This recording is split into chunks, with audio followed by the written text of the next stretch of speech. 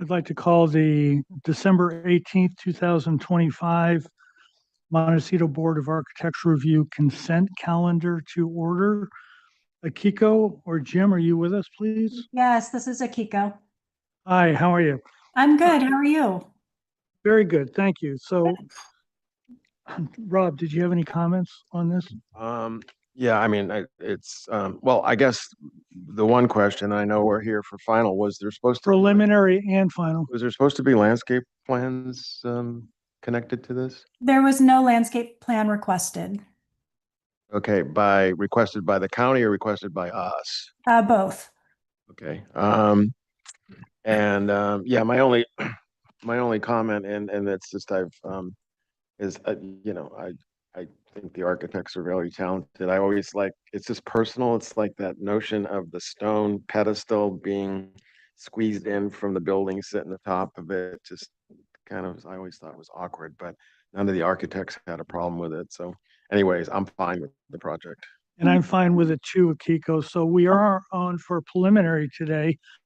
County Council requires this board to ask, is there anybody that would like to address this board on item C1, 200 Olive Mill Road, please? No requests. Okay, so I will repeat that request when we do it at the full agenda, but Akiko, if you want to attend, we'd love to have you there, but otherwise, I think this will just get approved. Okay, great. Thank you Have a so nice- much. Have a nice holiday, please. You too. Thanks. Okay, so I think we can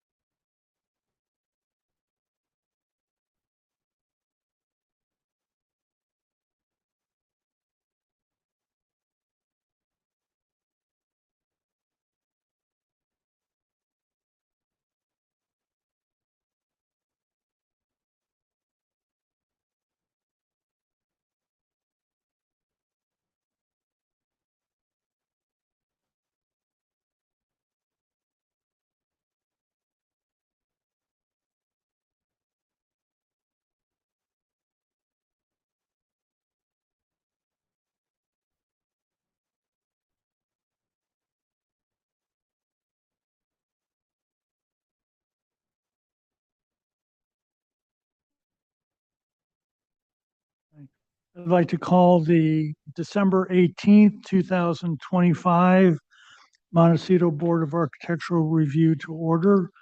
First item on our agenda is public comment for items that are not on our agenda. Is there anybody that would like to address the board, please? I've received no physical speaker slips. For anyone attending online, go ahead and raise your virtual hand. I'll call on you. And if you're joining us by phone, it's *9 to raise your hand. See no hands raised. Thank you. Agenda status report, No changes to today's agenda. minutes. Anybody have any comments about the minutes of December 4th, please?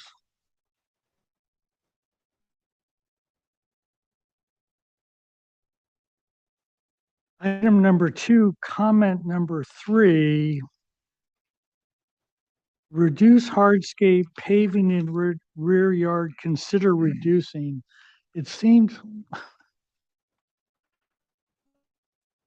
really, is that what we wrote? Is that what we said? Yeah, this is item number 3 of, no, Santa Elena.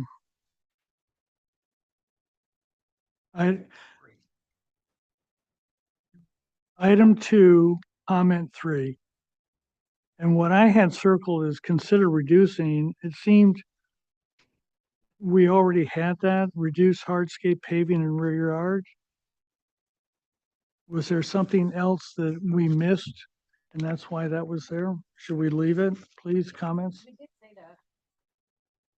say it that way. So you're okay with how it's written? Is everybody, Sorry. is everybody okay with it?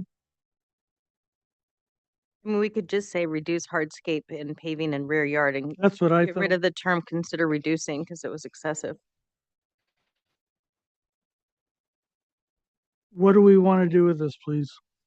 I think take out the words consider reducing on number 3. Okay, any other comments from anybody, please? I'd like to move for approval of the minutes of December 4th as amended. Is there a second, please? Second. Any further discussion? All those in favor? Aye. All those opposed? Wait. So we don't have a quorum.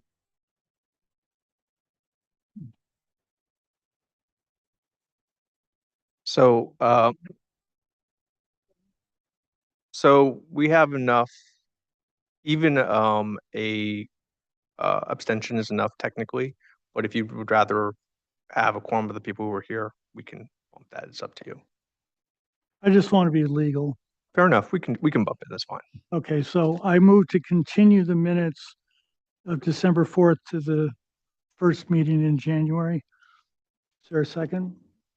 Second. All those in favor? Aye. Did we need a motion to withdraw my initial motion or not? So no, because you didn't vote on it. I just assume you just amended your motion. That's right. Members, informational briefing. Anybody do anything, go anywhere, have anything to say? Yep, we had a very nice lunch yesterday. I didn't see any of you guys.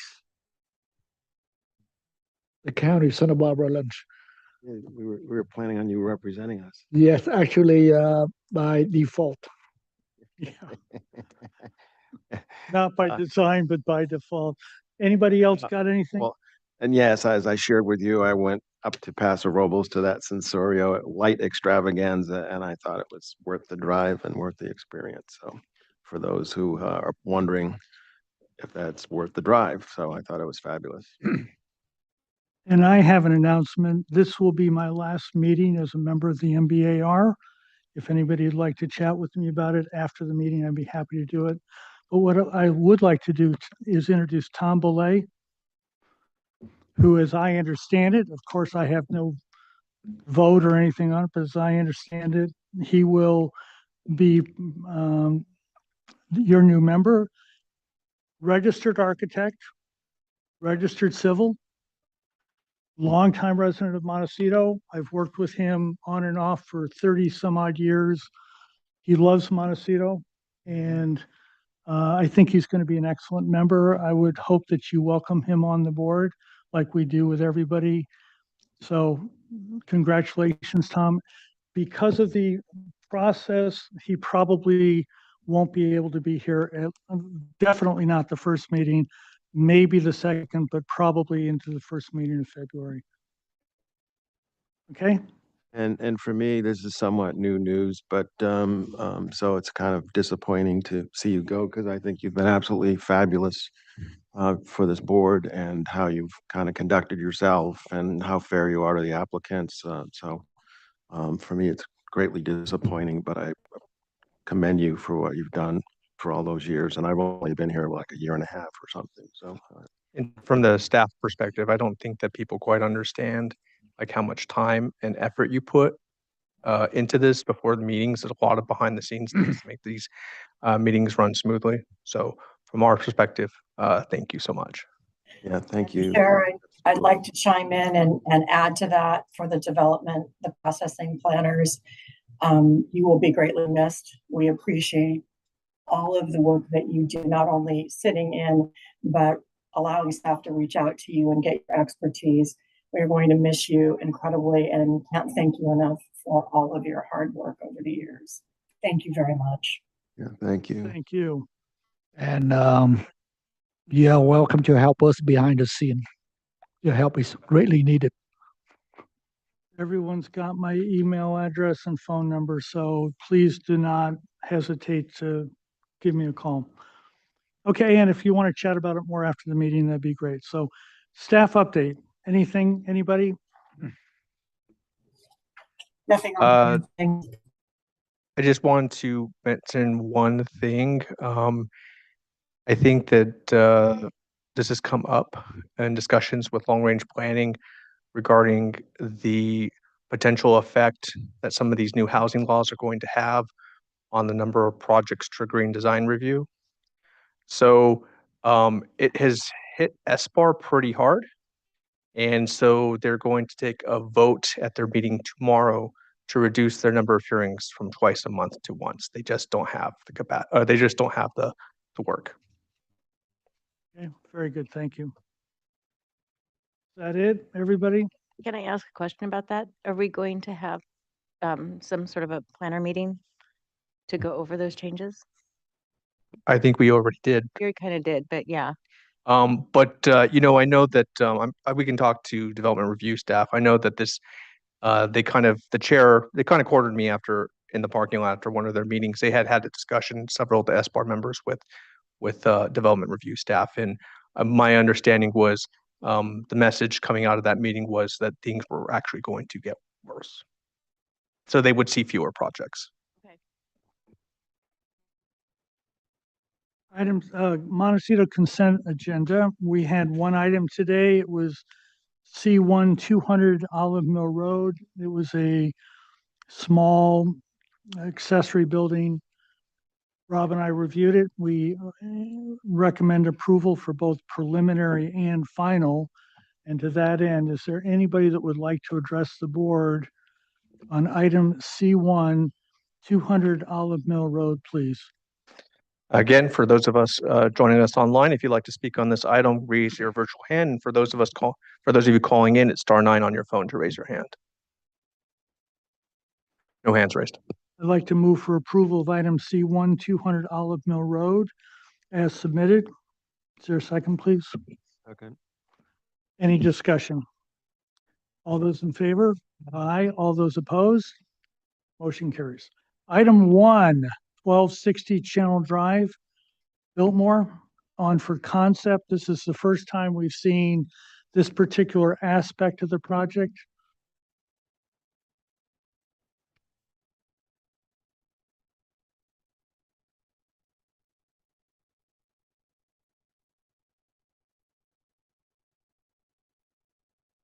When you're ready, please.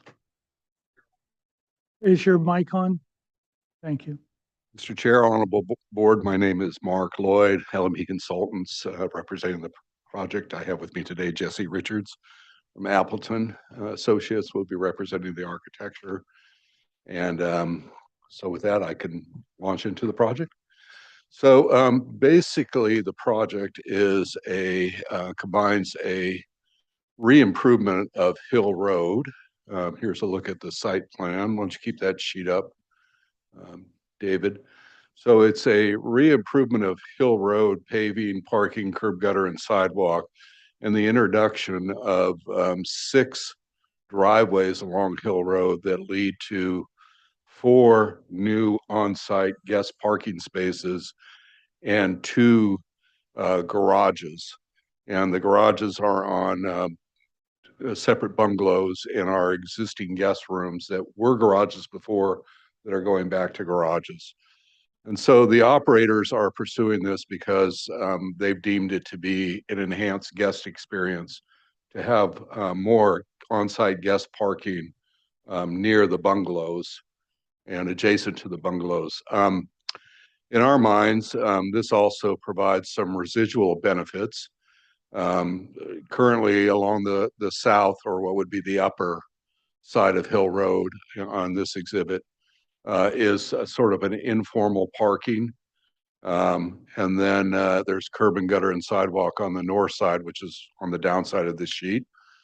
And so we are basically proposing to flop the informal parking to the north side, increase that parking count, and then move the travel lanes to the south, and then create new curb, gutter, and sidewalk. So this will do 2 things for the public right away: increase the amount of public parking in the coastal zone near Butterfly Beach, and also introduce a new pedestrian pathway along the south side sidewalk.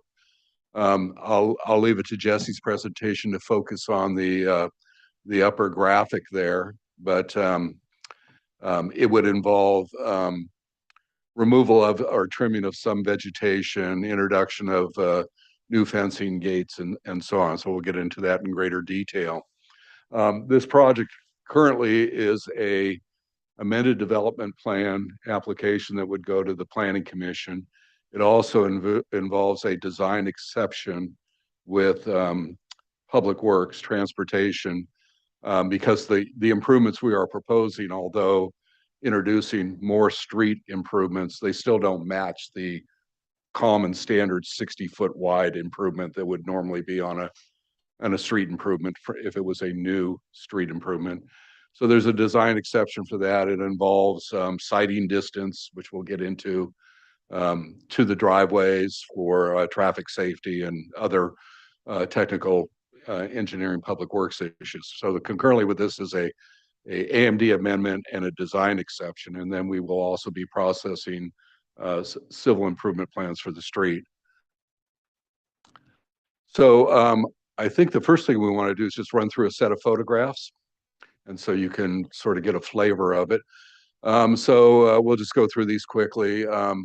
So starting left to right, that is the south side of the street. There are 3 trees that would be removed, this sort of double ficus type tree here. And then you can see the informal parking. And then there's a 6-foot concrete drainage strip that would be removed. And basically our improvements would be removing this strip, removing the pavement, and then repaving, new curb and gutter and sidewalk. Continue on, David, please. This is a view on the left side of the south side of the street further down. And you can see that we have a 6-foot chain link fence that is along the property line with a ivy hedging on it. And then you can see the curb and gutter standard street improvements on the north side. So that's where the new parking would go. Travel lanes would shift to the left. Continue, David.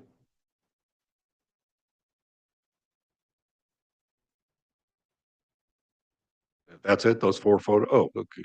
That's it? Oh, well, there was a lot more than that, but anyway, you get a notion of what the streetscape involves there.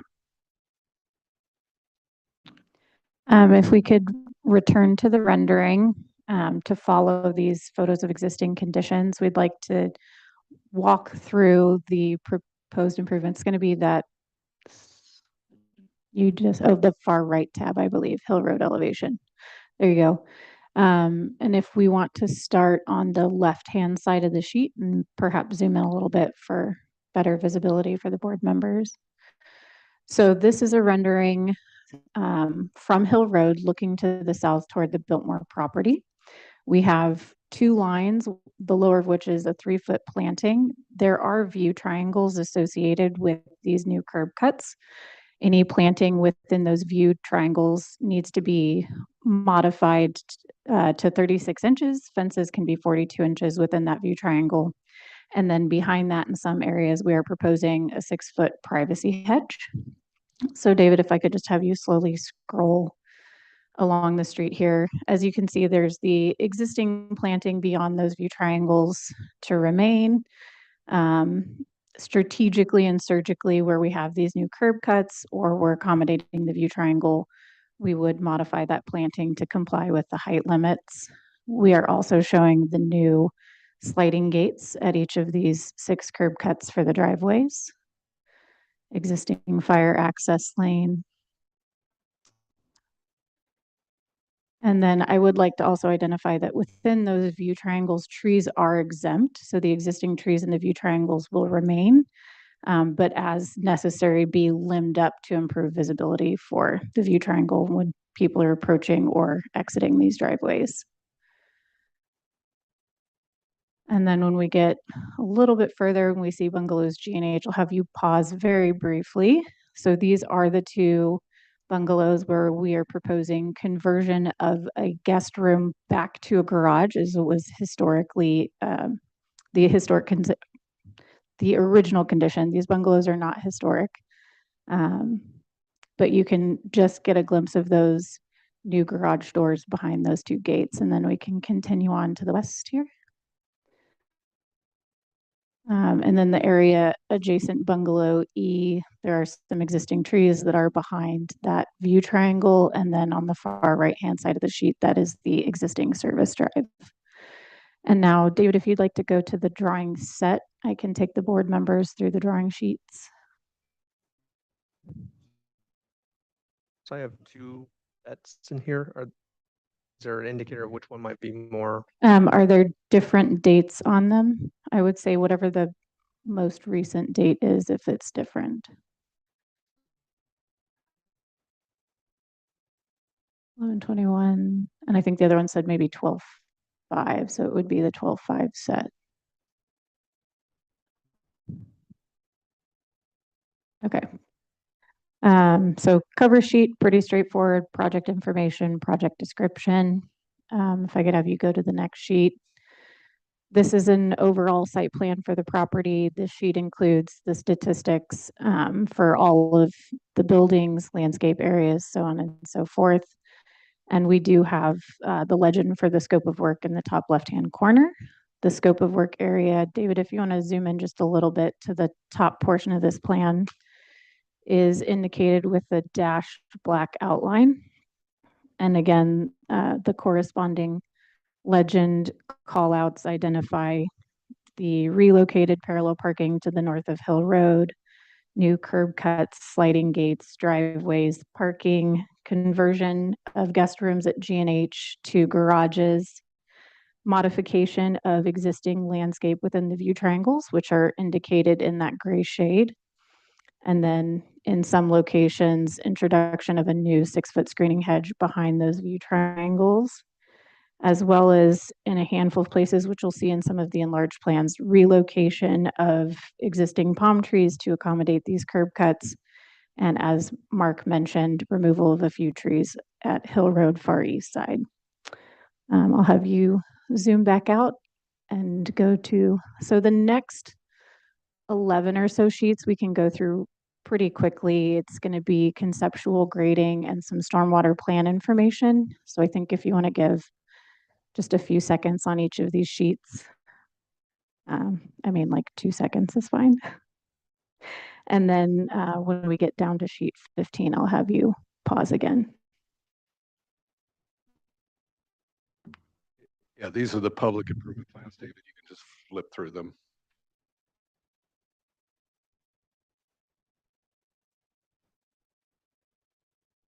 Okay, so, oops, sorry, back one if you would. So this is that same plan we've looked at a couple of times. It's the same one that corresponds with the rendering we started with, showing the location of those curb cuts and new sliding gates for the driveways. On the left lower, we have an architectural drawing of that gate design, and then on the right, a conceptual imagery of what it would look like. Next sheet. So as mentioned, there are two bungalows where we're proposing conversion of a guest room to a garage. The upper photos are of the existing conditions at those elevations. These two bungalows are twins, meaning they have the same footprint and floor plan. For both bungalow G on the left and bungalow H on the right, the top right image is the elevation where the garage door is proposed. Next sheet. These are the floor plans existing and proposed of bungalow G. Again, that top right northeast unit is where we're proposing conversion to a garage. Next sheet. And then corresponding elevations existing on the left, proposed on the right. In addition to the garage door, there is an existing window on the north elevation that we are proposing be relocated to the east elevation of the garage just to allow for additional light in that space. Next sheet. As I mentioned before, G and H are twins. So again, that northeast unit, conversion to a garage. Next sheet. And corresponding elevations. And then Mark, is there anything to the technical or planning or the Yeah, I think it's street improvements? I think it's worth quickly showing you the view triangles and how that imposes on the landscaping. So David, if you could go back up into the set. And it might be 3 or 4 sheets in. I think you might actually want the Hill Road vehicle triangles exhibit. That's the Yes. color coded one. Yeah, so this is what we provided to Public Works in the design exception. So each driveway entry is color coded. So on the right, left side, you see you have a red car with red view shed lines, and so that is the view triangle represented at each driveway. And then the next one over is the lavender or magenta color, and then blue, and there's corresponding sheets with that. And then it shows, like, again, going to the red one, you can see on the far left, lower left of the plan, there's a red car out in the road. And then at the top of the plan, there's a red car out in the road in the new travel lane. So that defines the view triangle. And within that view triangle, we are limited to planting hedges and shrubs and whatnot that cannot exceed 36 inches to start and can go up to 42 and be trimmed at that. As Jesse indicated, any trees in there can remain, but they need to be limbed up to 8 feet so you have view sight underneath. We have you can see the darker gray is the replaced concrete swale and paving. The lighter gray is the new curb gutter and sidewalk. And you can see at each driveway, you kind of swing in through a set of reverse curves and back out. And so that's to allow the driveway apron to come forward and then have a full sidewalk behind it. The gating is placed so it allows for a 25-foot stacking room for vehicles to come in, and then you have an activated gate, and then they pull into the parking spaces. We're going to end up with 20 additional parking. And again, we think this is a good thing and a public benefit, especially from coastal policy standpoint, because what we have found is that guests at the bungalows have found that parking on Hill Road is more convenient than going to the valet parking and then trekking across the campus. So inevitably what happens is they start cannibalizing the informal public parking out there. And so not only will we get an increase in parking along the north side, but we will have more parking available because we will have additional on-site parking for these guests. David, if you just take us through the next couple sheets. So you have the view angles get kind of wide here because you're concave to the south. The street alignment's concave to the south, and therefore you have a greater view triangle here. So that's more impactful. Continue on, David. And you can see the section of the street, the proposed section at the lower right-hand corner of the plan. And then as we move to the east towards Olive Mill, the concavity starts going to the north, and it lessens the view triangle and less impact on the planting. And that is it for that. Questions? Sorry, that is it for his portion. I did also want to take you through the landscape section of the set before we conclude. But because it is directly tied to the view triangles, we wanted to cover that first. So if we could return to the set, starting on page 21, which should be a couple sheets forward here.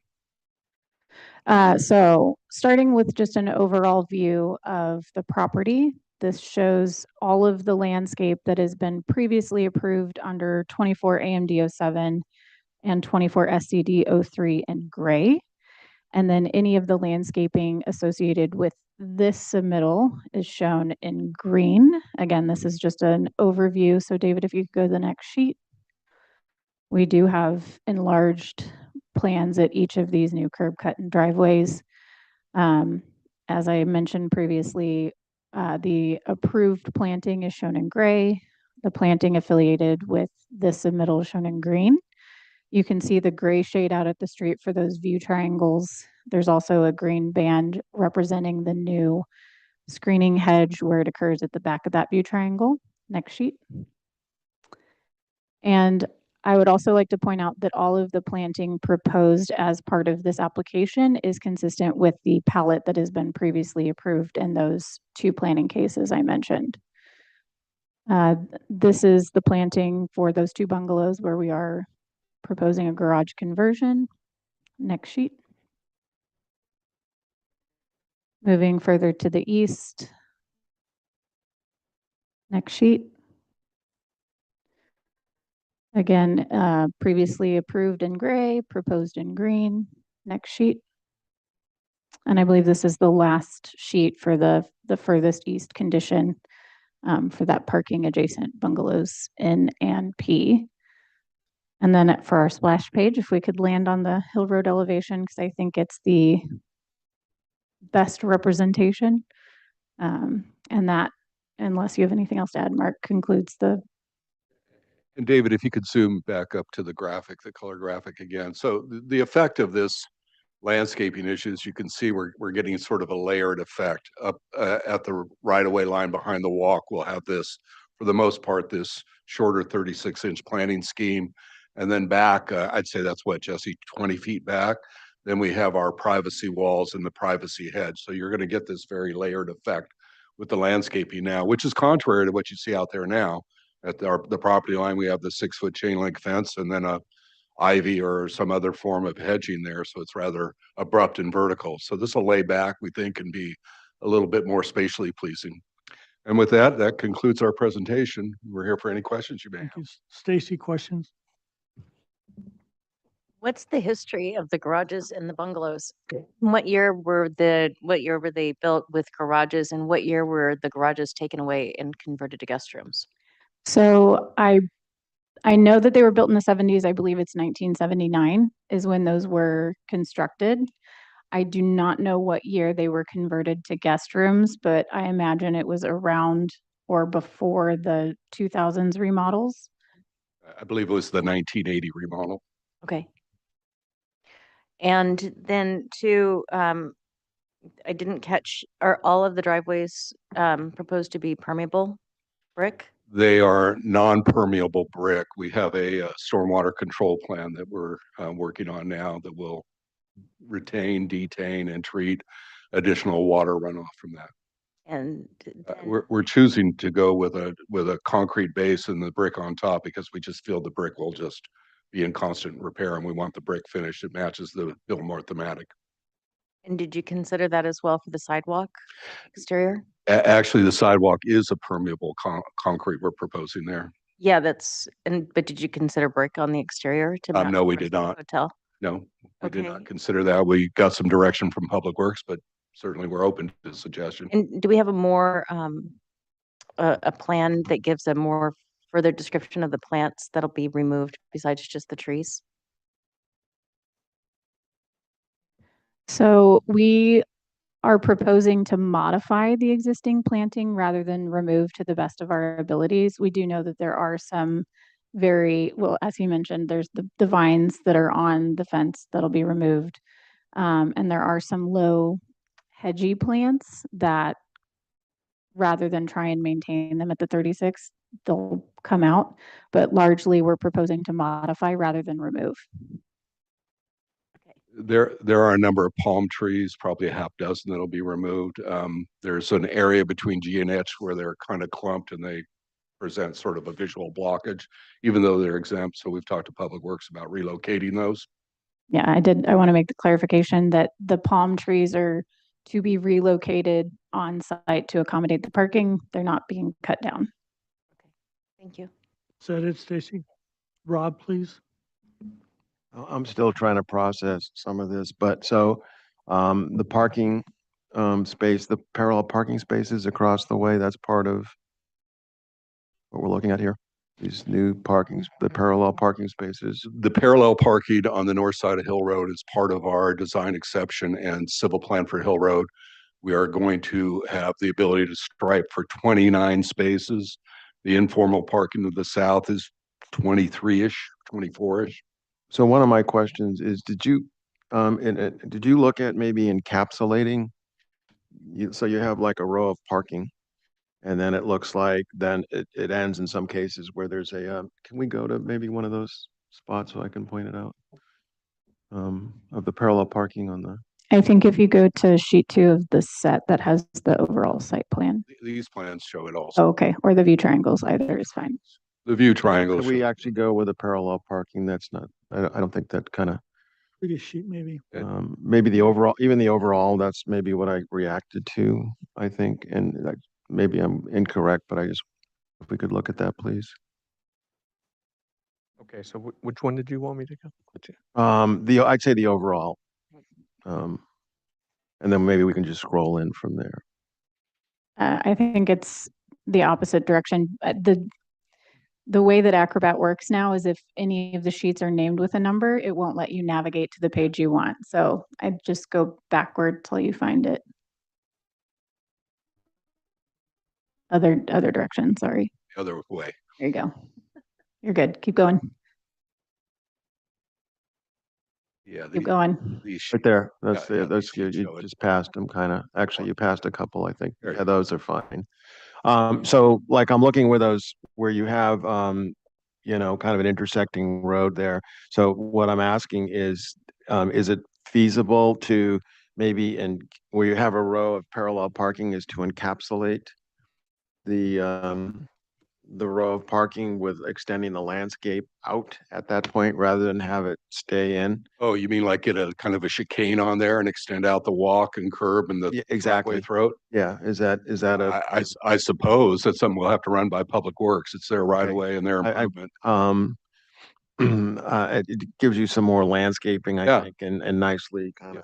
Yeah, and That's it. you can't really quite see the parking spaces here, but there's like a 35-foot with red curb zone. That would be as you approach that parking lot throat. So there's no parking there. So Did I see trees in some of those parallel spaces, or were those just some of the trees we that can were go being back to the removed? photos. There's very few. Okay, so same thing. You'll. I might even say none. So I thought I saw some trees where it was just paving. Yeah, So you'll encapsulate those in landscaping, I take it? David, if you go to the other photo, it's got the north side. And yeah, you could see it's pretty much just hedged. All the trees you see are really in the parking lot islands. So, and then and I just wonder, like, I mean, you talked about layering it back, and then you've got this and I looked at your view corridors. It seems to me where the road's curving and stuff, trying to meet that 3 feet seems virtually impossible and have kind of a landscape that's effective in there. What is the thinking there? Yeah, so we had, I'm just doing this from a little recall, so be kind, but we have about 950 lineal feet of frontage, and I believe about 750 of it is impacted by the view triangles. So I mean, yeah, no, Big deal. they're tough. That whole county, those view corridors are just very restrictive, and I question them themselves, but I was just wondering, how are you gonna pull that off? So and then just, I guess, the only thing I did see Well, was, with the lush landscaping Time Warner's known for. well, I think I mean, I saw things like Raphiolepis in there that are difficult to maintain, or more difficult to maintain at 36 and 42 inches. So maybe it's changing some of the plantings at the ends or something like that. So anyways, I Keep it to think, questions, please. yeah, sorry. That's it. Those were my questions. Thank you. Chip, questions, please. No questions. Robert, questions, please. Can you clarify, you said you added 20 spaces? There are 29 spaces, standard spaces that can be accommodated on the north side of the road. There are about 23-ish informal spaces on the south side.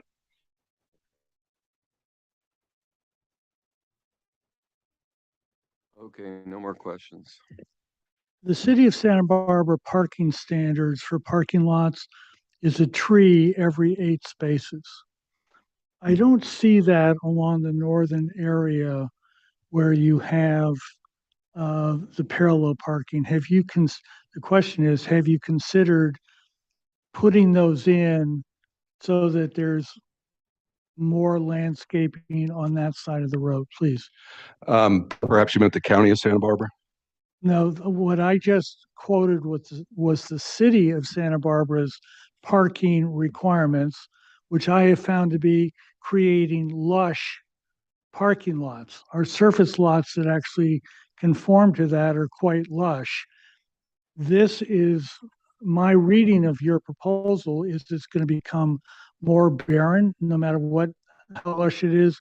And the questions,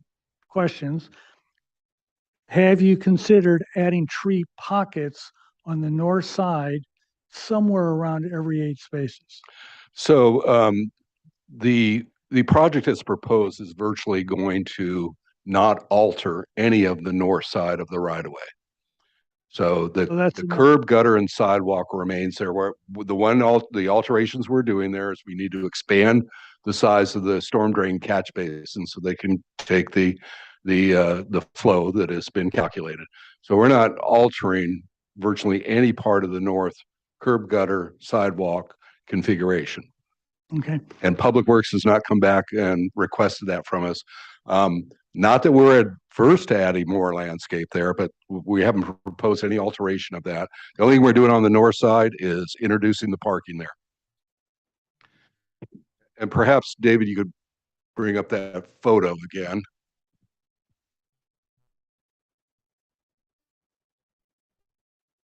Okay, can we go back where we were? Mark, is it my understanding, Jesse, that everything on this side of this line is maxed out at 42 inches for landscaping? Did I understand your presentation correctly? Everything within the view triangles right here is maxed out. So yes, it's virtually all that area, particularly this area with the concavity to the south. Okay. And John, you were asking me about the north side. The first question was about the north side.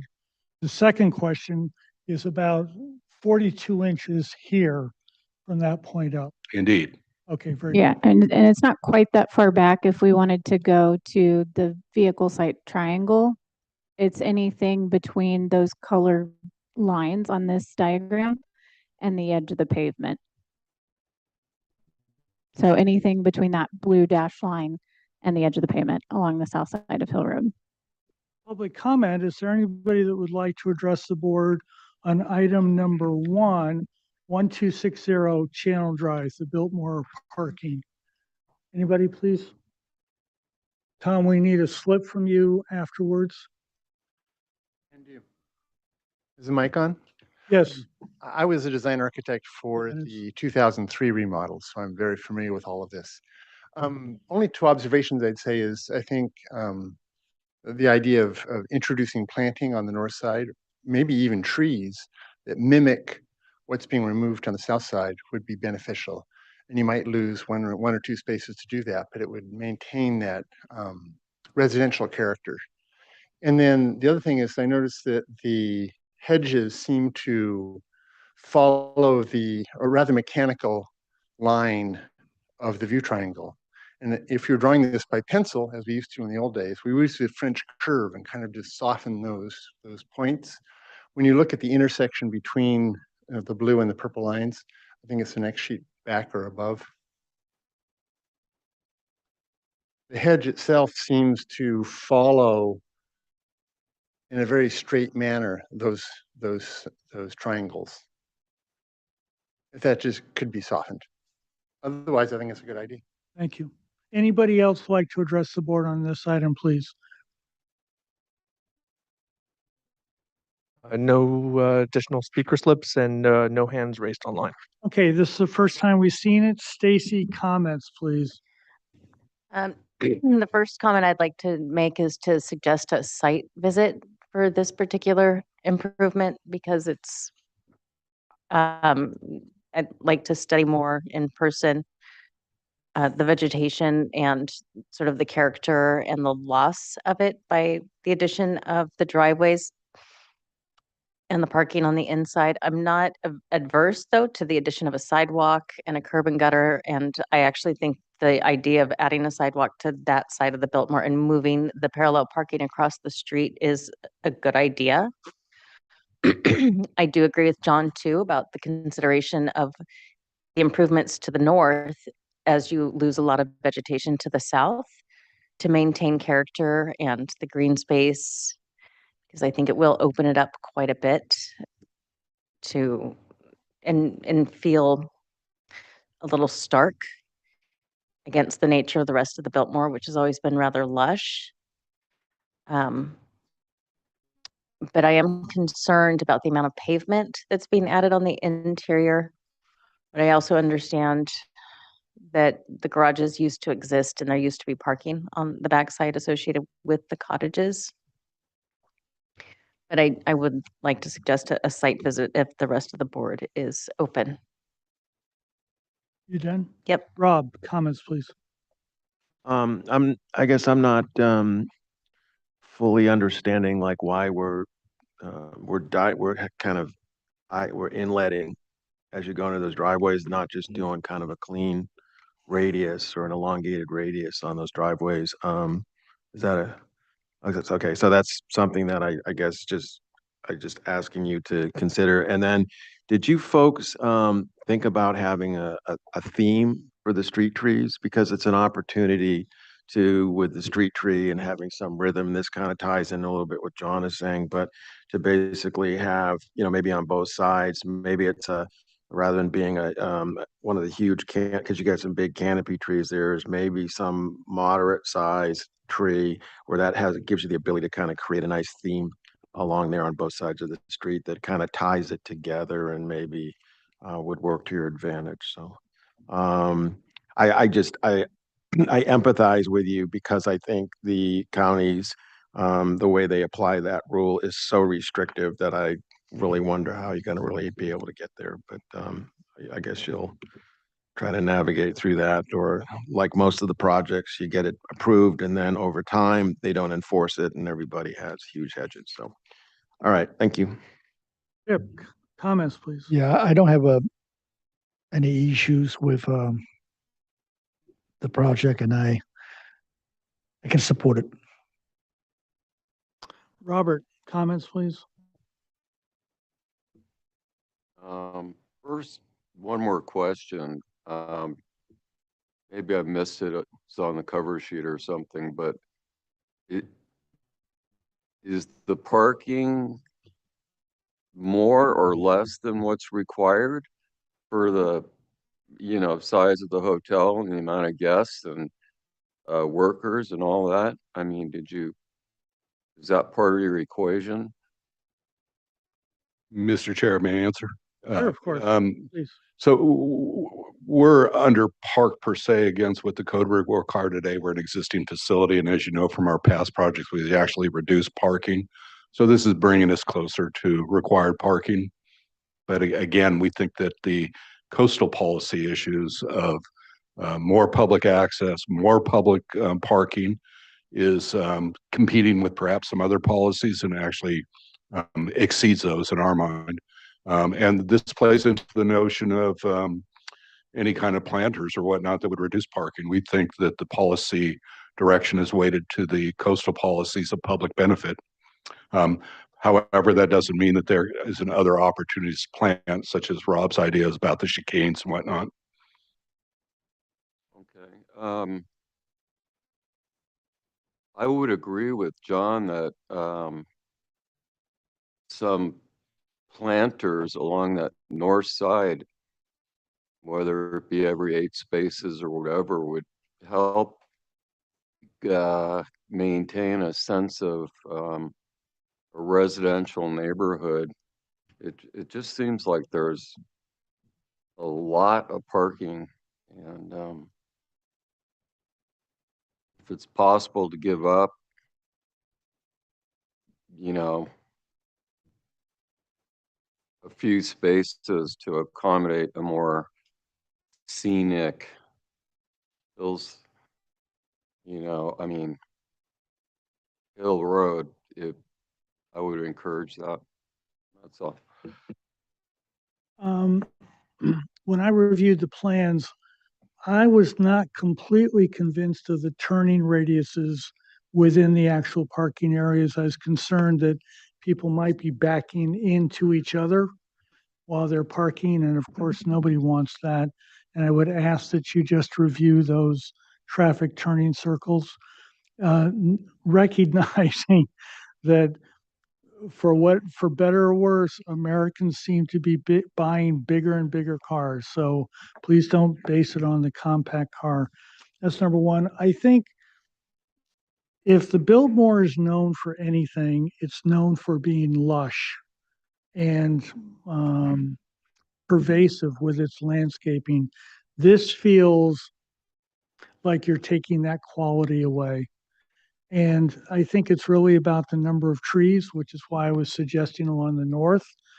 If you can't have them in the south with the view corridors, and anything else that you can do in here, you know, to increase the landscaping, because I think it's not going to have the lush character of the east and south side that is either existing or will exist after this set of improvements. Okay, and so what is the process here? When do they go to the planning commission? Do we have to give it preliminary first, or do they just take comments, or what? Mr. Chair, if I may. Yes, please. We are, this is concept prior to going to planning commission, which we're hoping would be in the new year here. Yeah, And of course. after that, we'd be coming back for preliminary and final. Okay, so So number of these comments in my mind would be prudent for us to probably flesh those out a little bit more with some members and talk to Public Works. okay, The constraints that many of you enumerated their essence is there, and they're for good reason, safety issues. And I'd also mention that we've taken this project to the Montecito Association, and they have approved it. okay.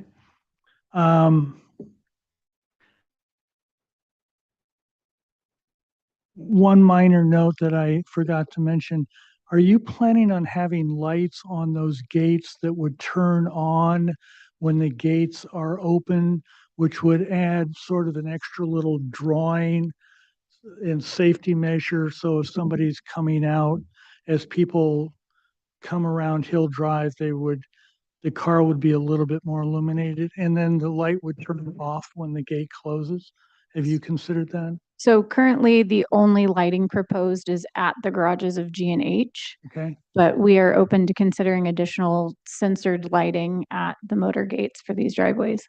there is the new lighting ordinance, so you're fighting against that, but I think it would be a safety.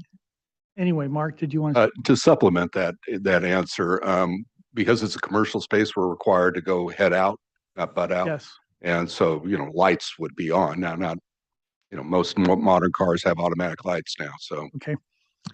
Thank you very much. thank you. Appreciate the comments as always. I'm sure the board is looking forward to seeing it next year.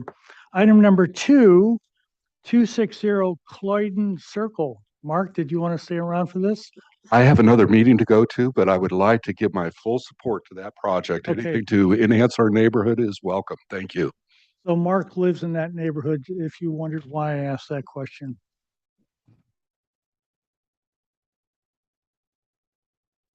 Happy holidays, everybody.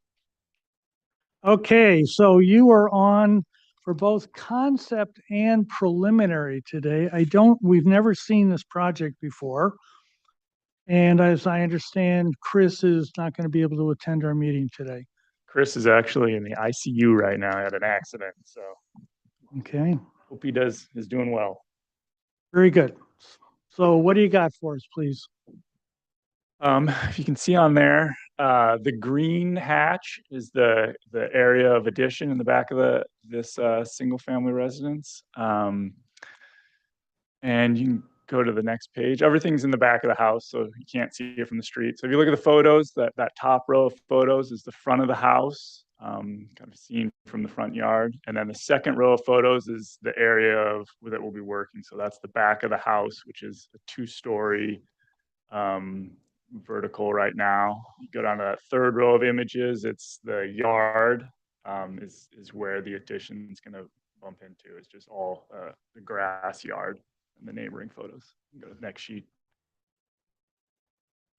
This is the existing plans. That area that's hatched in pink is the area that we'll be remodeling just on the first floor. We're replacing all the windows in the house on both floors, front and back. Next page.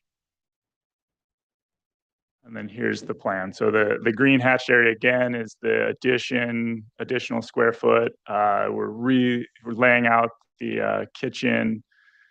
There's a powder in the downstairs. It's adding a shower, be a full bath, and then a patio in the back with a pergola over the top. You can go to the next elevations. I guess that was the second floor. Yeah, there's no work done up there other than replacing windows.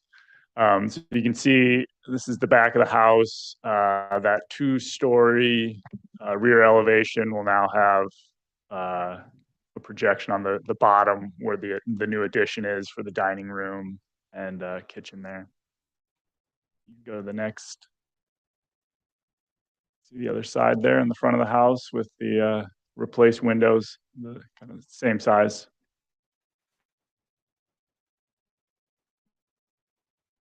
And that's the end of it. It's pretty simple project. Questions, Robert? No questions. Rob? I'm still processing, so. Tip? No questions. Stacy? No questions. Rob? No questions. And I have no questions. Public comment, is there anybody that would like to address the board on item number 260 Cloyden Circle, please? No speaker slips and no hands raised for this item. Okay, thank you. We are on for both concept review and preliminary. So what do we want to do with this project? Where does it go next? Robert? I think it is definitely ready for preliminary. And next? Final on consent. Okay, Rob, comments? Is there a landscape plan component to this that needs to be looked at? Not yet, no. Will there be Yeah, we can bring something to final. Okay. comments? I have no comment. I was kind of like defer to some of the other members if they. Tip, comments? Yes, definitely preliminary and final on consent. Stacy? I can approve it for preliminary and final on consent. And I concur. So is there a motion for preliminary approval? I moved for preliminary approval as submitted. Could I ask that a landscape plans then be, if Why don't appropriate? you second it with that? Okay, so I second with the request that, that it has the appropriate plan package. So motion Would maker it- agree to that? Are you okay with that? Yeah, a simple landscape plan is sufficient. I agree. On consent. On consent for final. Okay, all those in favor? Aye. Aye. Opposed? Um, Oh, I think you are on for item number 3, also 539 Periwinkle Lane. There is a, So before we get to that, I apologize. I would like just to go back really quick. Just for my notes, did we come to consensus about a site visit for the Biltmore? Okay. Okay, great. And Thank you I for also clarifying. didn't hear what level of review for Biltmore. Are they coming back for further conceptual or coming back for preliminary? I believe they stated they want to come back before planning Okay, commission. thank you. I think if they do that, it would be easy to just have them include a kind of a panoramic photographic package that might kind of be helpful. Yeah.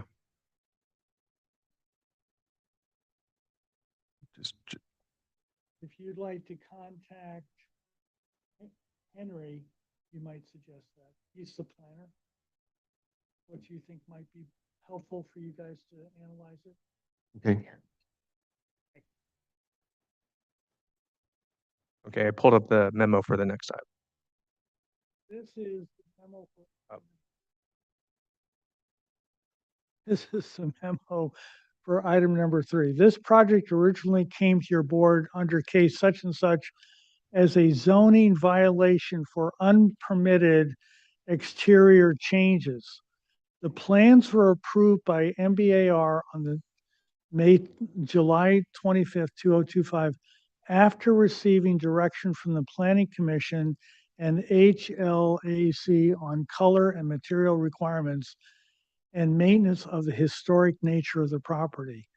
Since the approval, the property has been sold to new owners.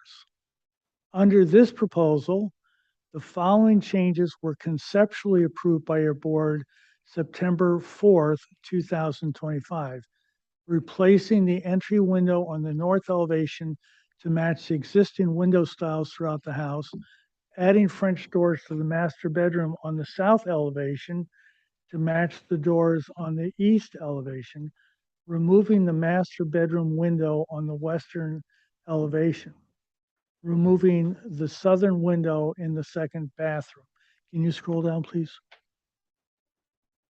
The current proposal includes changing the color of the window trim and doors from the Montecito Planning Commission's approval of Swiss coffee to a dark anodized bronze. Most windows have been resized since the MBAR's last review. This will not impact the house's historic merit so long as the replacements match the appearance of the house's historic window types in regards to the type and appearance of glazing bars. And do we have more on the memo? And we're going to be able to see this in the drawings, correct? Yeah. Okay. So, and Katie did highlight items door C and D, or window C and D as being anodized bronze. Is that it for her memo? Okay. And the floor is yours. Hi, my name is Emily Myers. I'm an interior design consultant here on behalf of Chris and James from Dovetail. I was here during the early concept review on this project, and I've been helping with this project overall. So basically, in our last review, we had a couple comments that we've addressed. If you could just go down, that's the house as it stands now. As you can see, some of the windows were single lights, which the current owner very much cares about preserving the historical nature of this property and bringing it back to more in the Moody style. And so, replacing especially those single light windows with multi-divided lights was very important. And if you could go to the elevations. So yeah, since the last review, we've updated all of the windows that are changing with the accurate dimensions of the windows and the accurate light dimensions, taking great care, especially for that picture window in the front, window H, to make sure the lights were the same size as the existing lights. You could also see, yes, the front door has also been updated to be accurate. And yes, they are anodized bronze. But knowing that the last iteration was sort of a farmhouse style that the board did not appreciate and was not in the historic style, we've taken care to make sure that it's an anodized bronze, which is a warmer tone. And the exterior of the house will be painted in Sherwin-Williams Incredible White, which has a lower LVR than the previous iteration of the house, so that overall the feeling of the home is very neutral and warm. As well as you can see up at the top under the color board, there is the Shenandoah color of shingles that are replacing the standing seam roof that was previously present. So we feel strongly that all of these together will give a very warm sort of cottage-like feeling to the home. Is that it? I believe so. Yes, there's only one other thing that we changed. The door 110, the board had a comment about that being too pinched under the roof line, so we moved it over in your elevations. You'll probably, yes, I think the south elevation. Yes. Thank you. Is that it? Questions? Tip, No questions. Stacy, No questions. Robert, No questions. Rob. Just one mild question, the window on the north elevation too, that's existing, because that too has a sense of like, being a little bit, not quite fitting in that space, elegantly, but that's an existing window, isn't, and that's not changing. Which window, a letter? Or the north elevation, the really big one, and underneath the kind of uh, gable in there. Window H, or Yeah, yes, yes, that's existing. that's existing, and we are that's the one that's going to be the French casement that we discussed last time. So it's the same light, divided light number and widths. Okay, thank you. So it's not that you're painting something anodized bronze, it's that you're replacing it with a window that is an aluminum frame with anodized bronze. Is that correct? That is correct. The windows are steel with anodized bronze color. And why is that historic, please? So I think we looked at a couple options. We looked at wood divided light windows, and for the sake of the house being close to the coast and the owner really caring about the house, basically standing for a very long time, we looked at different mutton sizes and mullion sizes to try to get the best look and feel. And he felt strongly that the steel windows could still give that look. Steel or aluminum? They're steel. Steel anodized bronze? Powder Yes, coated? they're powder coated. Yes. Oh, okay. Okay. Public comment. Is there anybody that would like to address the board on item number 3, 539 Periwinkle Lane, please? No physical speaker slips. Anyone who's online would like to speak, go ahead and raise your virtual hand. No hands raised.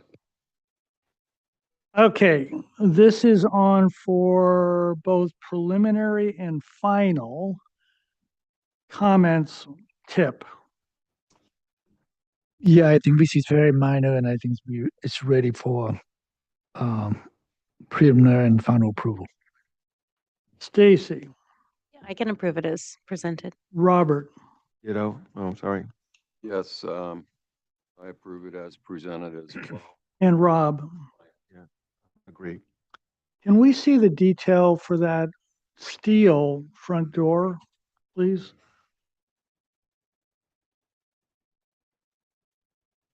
Is that it right there in the middle? If you go back to the elevation page, Yes, so the bottom, the north elevation. Lower right, she's looking for her cross-reference. Right there. What's the number that's, well, 115. 115, but that's, I want the cross-section through the, oh, is that it, 115? Yeah, so if we can go up a sheet. I don't know what it is.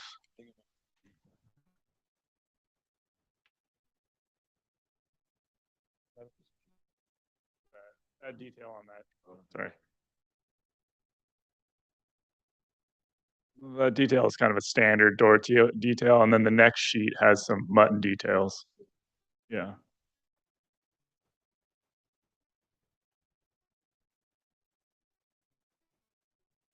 No, it's just, it is a steel door detail. Okay. We've done public comment, right? Okay, so here's my problem. Value engineering, do you know how much that door is gonna cost you? Have you priced it? Bunch. So you've got the pricing. Okay. Because a lot of times I would expect somebody to come back with aluminum and say, oh, it's the same. Would somebody like to make a motion, please? Yep, I'd like to make a motion for preliminary final approval as submitted. I'll second that. All those in favor? Aye. I, I'm gonna vote against it because I'm concerned about that door. I don't think I've ever seen a Moody cottage with steel or aluminum windows in it. So I don't think it's historic in my personal opinion. So nay. Good luck. Yeah. Item number 4.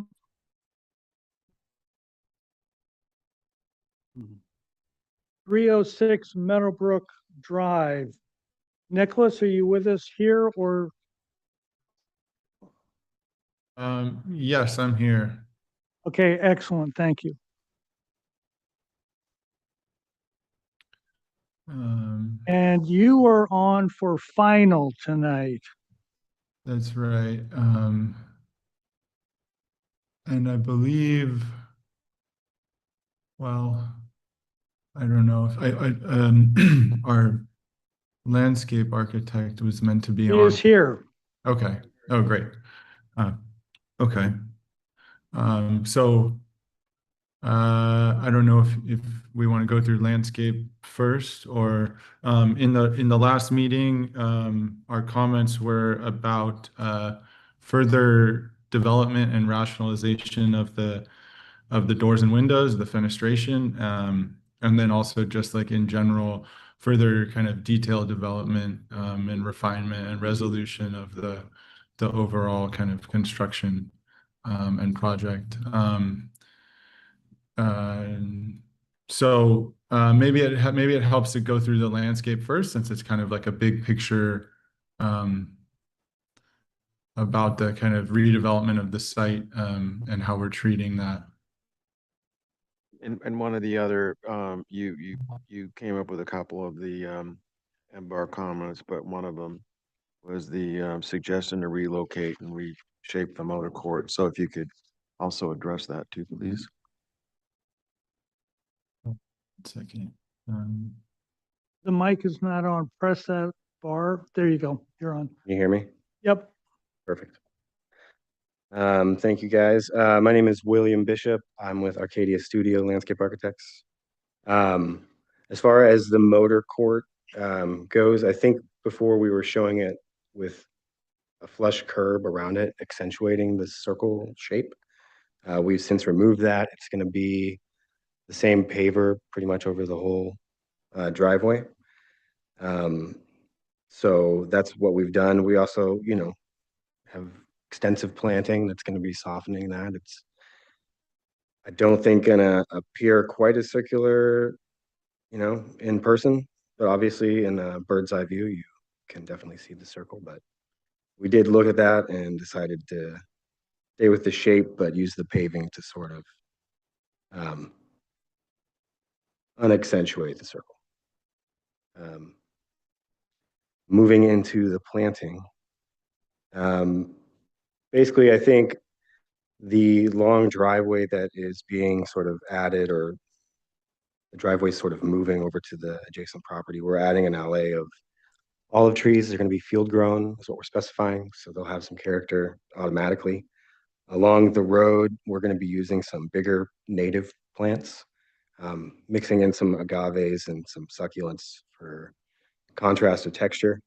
But everything 90% or 75% or most of the project is low water use, Mediterranean and native plants. There are a few shadier areas where we have a few moderate water using plants.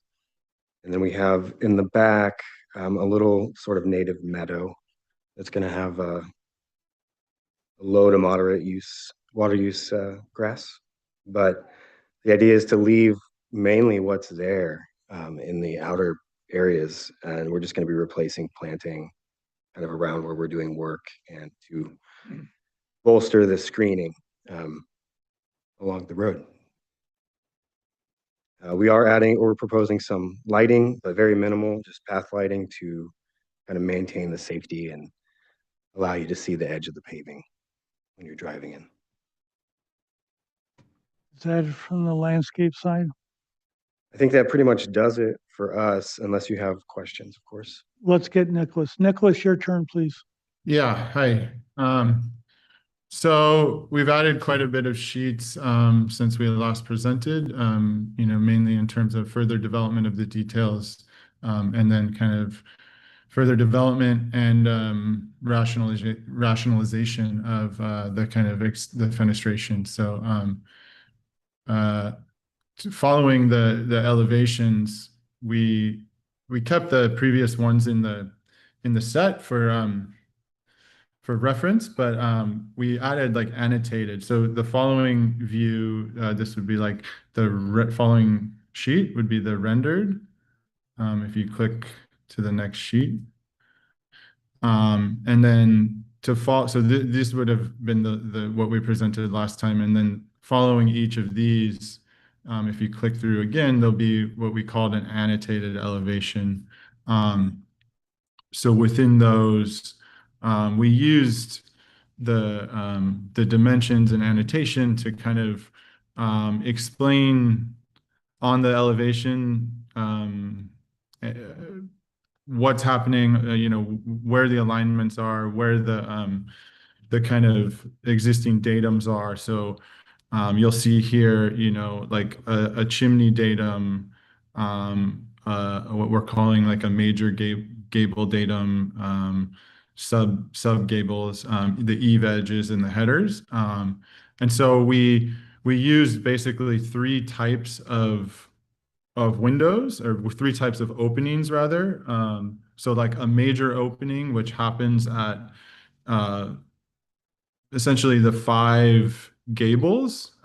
There's 5 kind of gables in plan. And so those are, we set that at like 9 foot 6 inches. And then we have what we're calling the minor openings, which are, mostly doors, sometimes windows, set that at 8 foot 9. And then we have a type C, which are like the smaller windows. And then if you kind of zoom into some of the dimensions there, you can see how we're kind of clarifying, for example, on the left side, the alignment of that, what we would call a type C window, which is the portal, is on, a 1/3 on center. And then in the center, you have, for example, the entry door, and then you have this 6 foot kind of rhythm, and that is centered on this from what's kind of like an entry hall, kind of gallery space. So we worked through each of the elevations and annotated them to explain this logic and rationalization. So Nicholas, I'd like to recommend that we zoom out on this a little bit. Yeah. And go through each of the color elevations. Sure. And then if the members of the board have any questions or comments, we can Yeah, pick it up sure. there.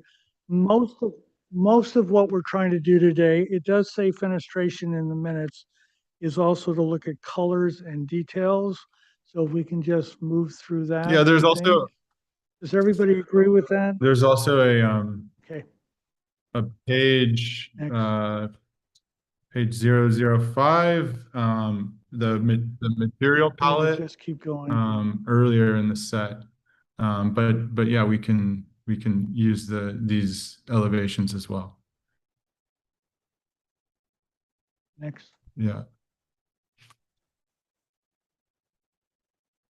next. So within these, we've, further developed, the annotated ones are showing the latest iteration of what we've developed, in terms of the openings. I think we're heading towards details. And then, yeah, so these sections are showing, each of the gables, the unique gables, and just showing where the kind of concealed gutters fall.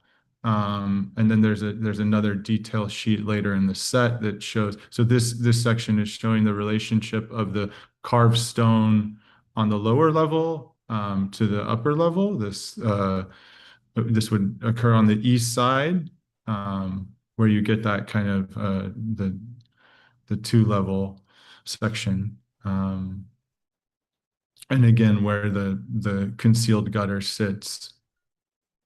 Just keep going. Some enlarged plans, which again also kind of explain, the relationship of the fenestration. I don't know how this got rotated like this. Oh, you're clicking, yeah. So we used the enlarged plans as well as the development of the interior elevations to also further develop and refine the openings. So as you continue through, we'll get to the details.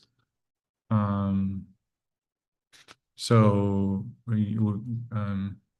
those are some of the typical sections. And then this again, the gutters came up in the last meeting as well. So we wanted to show both like a typical condition on the left and then a unique condition on the right, over one of the patios, with also showing where the downspouts fall through the wall package. I think in terms of, later in the set that we have, the door and window schedule, which again help to kind of diagram the kind of really three types of openings.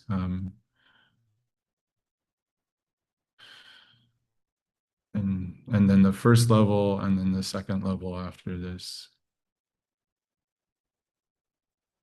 Or sorry, the lower level. Is that it? Yeah. Okay. Nicholas, are you done now, please? Yes. Okay. Questions, Rob? Did you folks let's see, did you folks consider on the driveway paving about introducing some bandings to kind of maybe be able to modulate the paving and deal with some functional aspects? Um, so on the paving, it's like one big sea of pavers, it looks like, correct? Yeah, so so did you guys, or did you folks consider maybe introducing some degree of banding so that you can maybe either modulate the pattern or and deal with which helps deal with some of the drainage? So We could certainly consider expanding. Okay. Um, and what is and my only other question is why is the planter and the driveway so small? What is seems proportionally very small to the circular drive? up closer to the house at, I think it's elevation 175. You have an olive tree in there, it looks The like. planter in the middle of the motor court. Yes, please. I think it's to maintain the ability to park on the side and drive past that car. Could it be a little bigger or proportionally? We'd have to take a look at that. If you enlarge it, you might have to enlarge the motor court, which encroaches on some trees.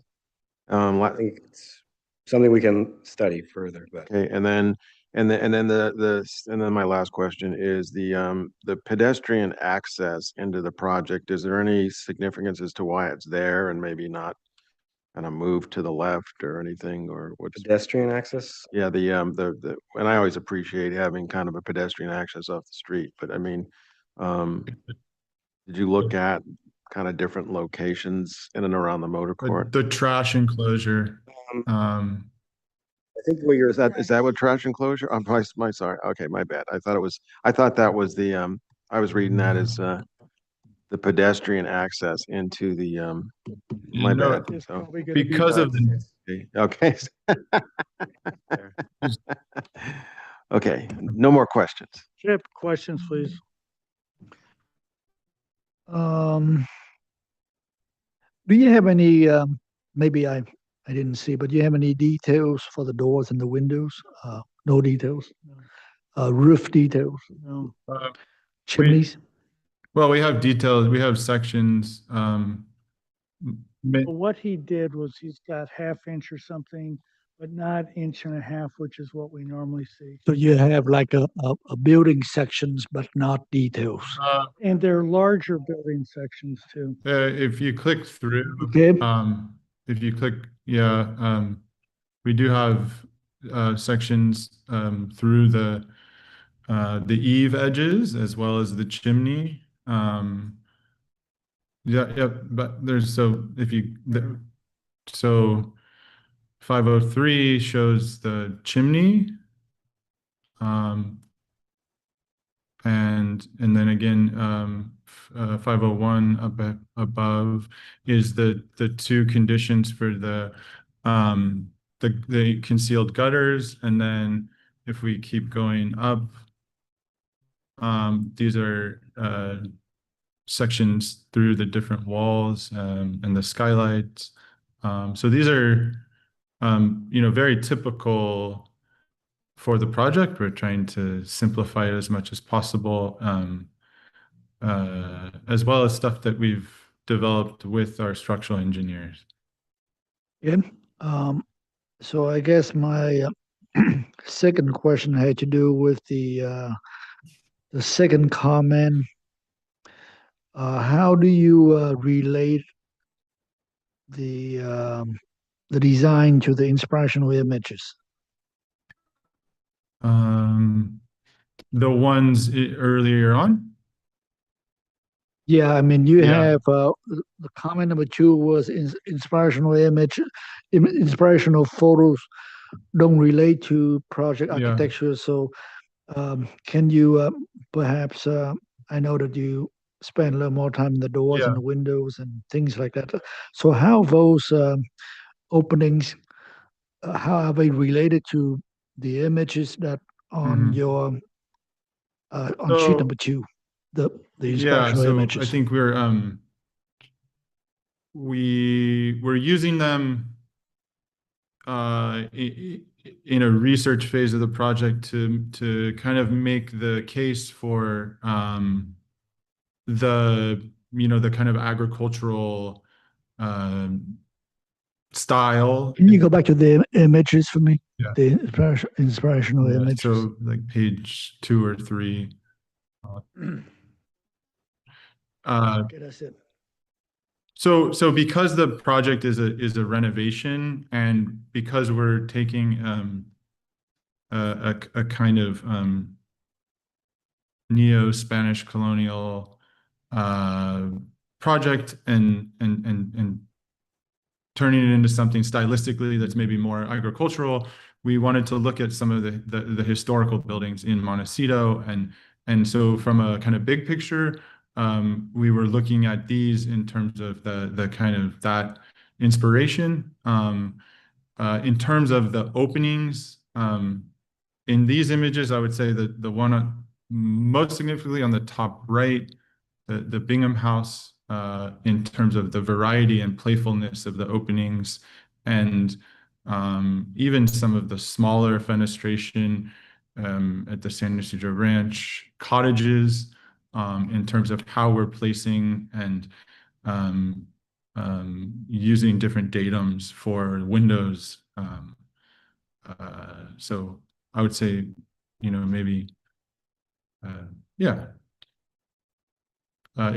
Also in terms of the kind of roof lines, the gables, the eaves, yeah. Yeah, because I mean, just looking at these images, it's definitely dated back to the 20s with smaller windows, rough stone, veranda, and some really it goes a period of the architecture. Then it's almost like what you're doing is a modernized version of the ranch style, and with the much larger windows. It lacked a lot of details. These inspirational images So where's, projected. So where's the question? my question would be: do you think that you should maybe change the inspirational images?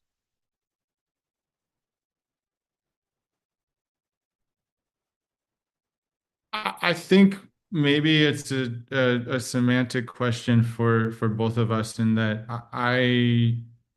um I I wanted them to give a kind of research into the kind of history of the kind of agricultural style, as reference to kind of what was built 100+ years ago. And I still think a lot of the openings that we are proposing relate more to the lifestyle that the client will live in the house today, in terms of celebrating the views. And at the end of the day, it's still built with kind of modern, contemporary technologies. So that would inherently become a different outcome for like where we're creating doors, how we're creating those doors, how we're connecting to the landscape, even in terms of our kind of mechanical systems. So I think that's probably why a lot of, when we look at some of the openings, particularly what we would call our type A openings on the larger gables, and setting up views, setting up connection to the exterior, providing that for someone in their bedroom. And because that's one of the major crux of the existing house, I think that's why, like, when we look at ours, there is a difference between some of the smaller scale openings that we see here. But I would also, you mentioned the stone. That's something that we've worked very hard with the client to maintain that and use that as a kind of another kind of point of reference here. Thank you. That's all I have. Stacy, questions, please. I'm looking at the railing details, sheet G009, number 4 for you, David. Is that exactly what you're intending to doing? Is that have like a mesh on the interior of the rails?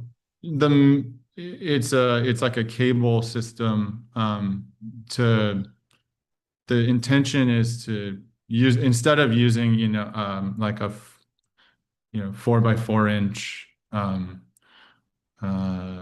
kind of solid member, it is the intention, the cable mesh, and we've discussed growing vines over it, or really trying to find something that has lightness and disappears, but we really like the handrail detail, the wood.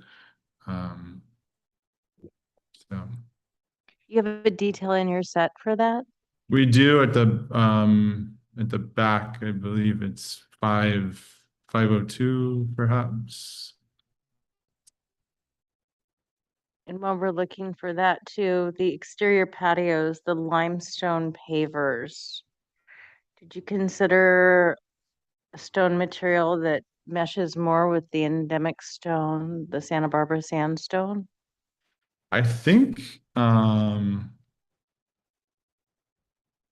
This looks pretty yeah, white.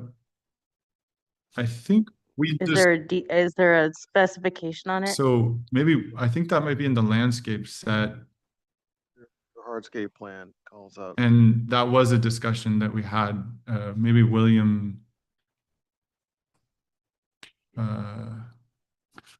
Yeah, on our plans on LC1, our first sheet, I think we're calling out the paving on those elevated patios to be Sweetwater, I think, and for the flagstone areas also Sweetwater, but in a more flagstone natural pattern. Okay, but what is the material on the modern? That's also going to be Sweetwater, or that was our suggestion. That was our specification, but in a more regular pattern to fit the podium system. Okay, so those are both going to be Yeah, Sweetwater. by Yeah, mistake, or equal, something in that palette. the reference image should have been updated. That's a mistake. So that was, the intention was exactly what you're asking. I'm still looking for the railing detail. Do we know what sheet I that's just- on? We were just there, right there. Is that it? Is what I'm concerned about in the photo of the detail is it looks like it sags. In the image, the inspiration image on the other sheet, I just want to make sure that's not a No. sagging No, it's cable. not. We can look at that. That the system is going to be tight. It's Can we even see as tight as possible. at like 40? It's like it's a cable. It's a cable mesh can be actually cranked to tighten. Hmm? So it's like a That is- single. I'm It's a- looking at it more closely. I just found it. And the opening size is 4 inches. That's the maximum opening. So to have like the most transparent, it of course can be tighter, but that's a code diameter. Is it a particular manufacturer that makes this? There's a lot of different manufacturers, but usually it's a system where it's stretched tight between the upper and lower bars, and that's why we're using bars. You see it sometimes with another cable, but we're using like a steel bar, upper and lower. Those are my questions. Robert, questions? No questions. Nicholas, did you happen to watch the presentation that was just done for 539 Periwinkle Lane? Were you watching at that time, please? I caught just bits and pieces of it. I kind of had the Zoom open. Can we while go I was back to doing the other work. details on the last project? So what I want to point out here, down, right there. When we talk details, this is what we're talking about. And the reason we ask for these is that Mies van der Rohe, one of his very famous quotes is, "God is in the details." And your information on your plans is nice, but I don't think it's complete. And what we're looking for is something like this. And it's usually scaled at 1.5 inches. 1 inch equals 1.5, or 1 inch equals 3. And when you get down into this, you'll see the headers, the flashing, the way that the materials move into the doors or windows, exactly what the connections are between the mesh and the bars, what size bars you have. I mean, really flushing out the design. I'm not saying that what you have is bad or poor. I don't think my comment is, I don't think it's complete. And so my question is, having seen this, do you think that you would be able to come back with much more detailed details or real details like this and not things at half inch? So that's the question, please. Yes or no, do you think? Yeah, I think it's possible. Yeah, it's, anything is possible. Okay, very good. Thank you. But Public comment, is there I- anybody that would like to address the board on item number 4, 306 Meadowbrook Drive, please? No requests. Okay, we're on for final. And I guess we just go back through comments. Rob, Could we go to the plan view on the landscape plan, please? That works. So I think the plant palette is nice and nice kind of mix of plants of some drought tolerance and natives and some things maybe a little more subtropical, which I always think have their place. So that works for me. It just depends how it's all put together, I guess. The one thing that the reason I made the comment on the banding, well, first of all, on the driveway, I am concerned about, as everybody's kind of had to do permeable paving. What kind of got there was kind of learned that there wasn't a lot of choices with paving. And so as I got into dealing with custom homes and my own projects, somehow things like Bellegarde and Angeles were not really, they started to look kind of overused and kind of, to me, kind of cheapened really nice custom homes. So, so the notion of having with the Angeles, I think if you're going to at least use that, then maybe specify the tumbled version of it, at least look a little bit more authentic, I guess. I mean, ideally, there is some contractors that do kind of a Cherokee cobble that's really nice, but I'm sure it's expensive. And then the banding concept is that I think it allows you to one, kind of lock down the paving and then kind of tie together some of the different pavings, like the 5-sided flagstone at the driveway, and then you've got the pavers, the Angeles cobble. So with the banding, I think allows you to kind of modulate some of the drainage, allows you to kind of lock down sections of it, and then deal with how you run that pattern in a more sophisticated way. So that's kind of where I was going with it, and kind of can break it up nicely. I mean, I'm not, so I mean, you can modulate how far you have the band. So, anyways, but I mean, overall, I think you folks have done a nice job on this project, and there's a lot of great things about it. So, I mean, other than those kinds of details, which I would encourage you to kind of deal with, I would support the project. Tip, comments, please.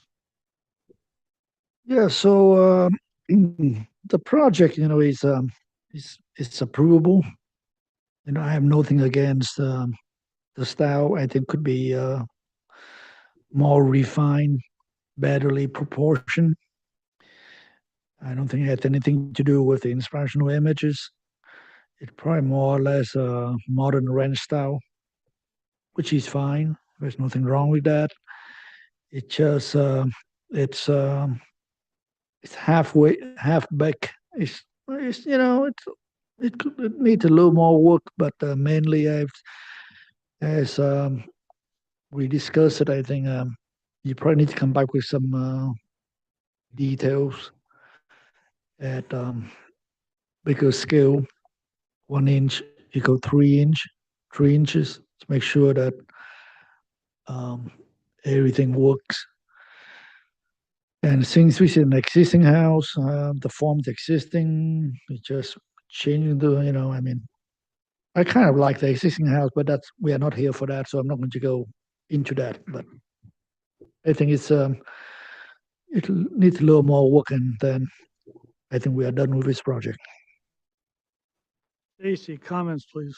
I agree with everything Tip just said. I think there needs to be further refinement of the details and more thought given to the final finishes and come back for final at consent.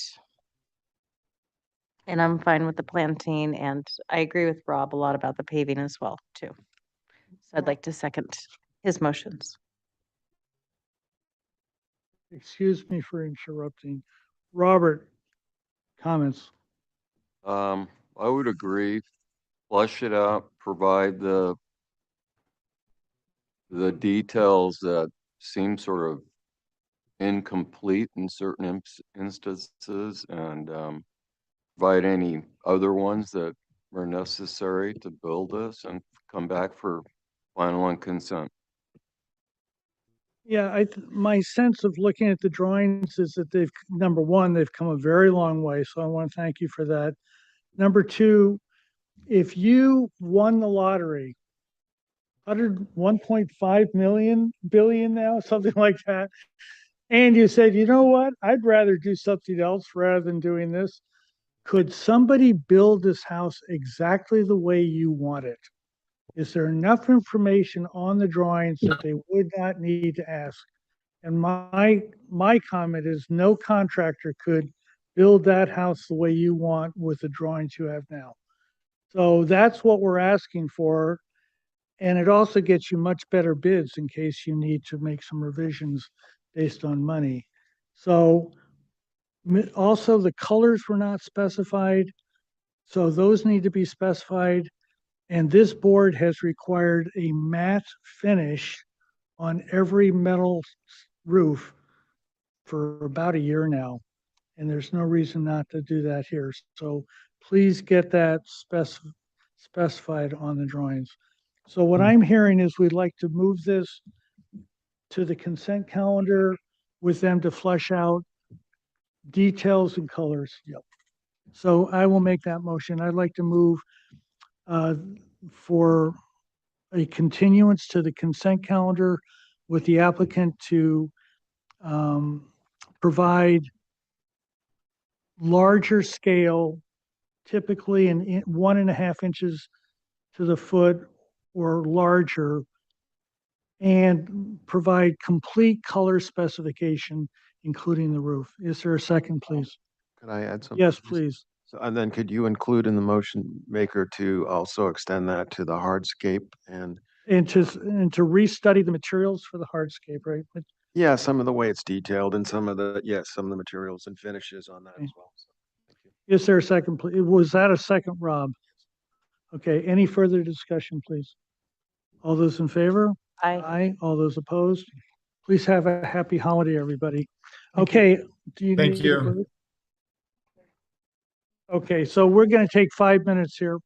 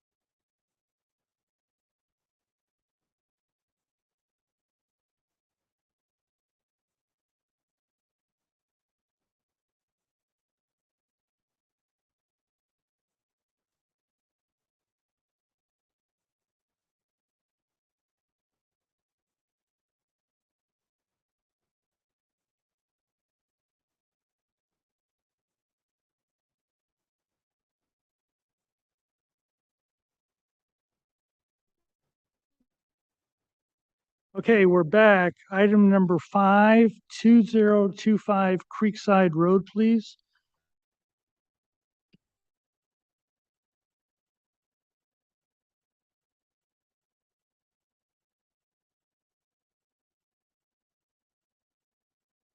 Okay, so, nice project consistent with neighborhood and historic structure in the neighborhood. Establish a hierarchy to the driveways and entrances. Study additional options to diminish and downplay the driveways to the motor court slash sports court. Study the functionality of the width of the driveway in front of the residence. Study lighting in the outdoor seating area. And we're on for both preliminary and final. Brian, are you first? Yes, thank you, everyone. Brian Banks, agent for the owner, Chris, and the owners, Chris and Leslie Mathewson. We also have Leslie here today. And of course, Kaz will be presenting architecture and Rob landscape.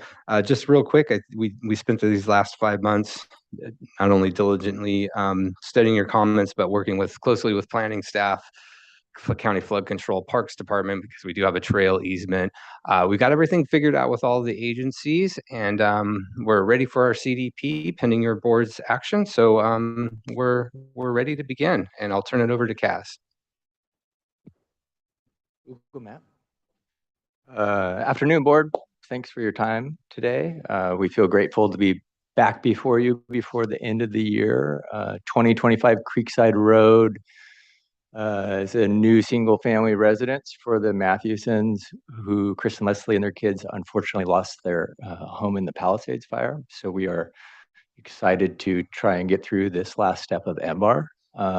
As just a reminder, we were here in July for concept. This is the vacant parcel within Montecito Valley Ranch, right at the end of Sheffield there. And to the west is Romero Creek. So we have a flood overlay with a base flood elevation.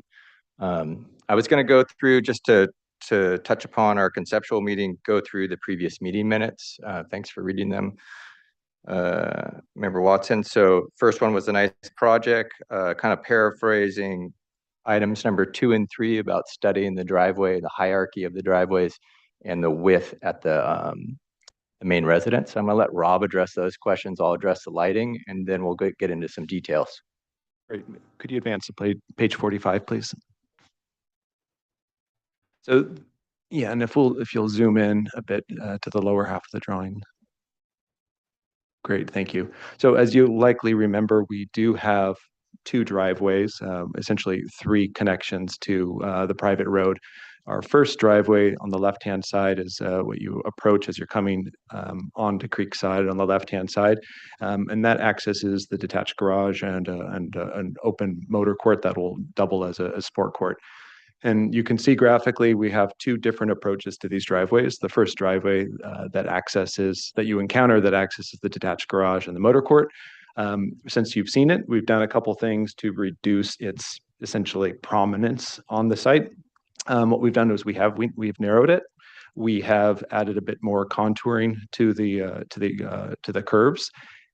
We had the ribbon drive, as you see before you, so we've carried that through. But we've also, I think, one of the biggest moves is we've taken the manual gate that you see at the dashed line of the building envelope, development envelope, and we've pushed that back about 20, 25 feet from where we had it. So we've really reduced its significance from a visual standpoint. And you can't see it here, but on the planting plan, we have really bolstered the planting in this area. So the idea is that as anybody is coming up or down Creekside, the visibility, both at a planar level and also the gate itself, is greatly diminished from anybody passing by. Secondly, the main, call it U-shaped drive around the main house further up Creekside, we've done a couple of things here. The first comment was to study the width. I think there was a potential concern or just a general thought that it might be nice for clients and guests, owners and guests to have kind of like 2-way access on this driveway. We did take a careful look at that. And at the end of the day, what we found was that the landscaping space between the building envelope and the road edge was probably the most valuable piece there. And so we didn't want to diminish that for the sake of a wider driveway. And clients were absolutely okay with a one-way drive through here and stacking cars on the driveway if need be. We have made a couple changes to the actual materials there.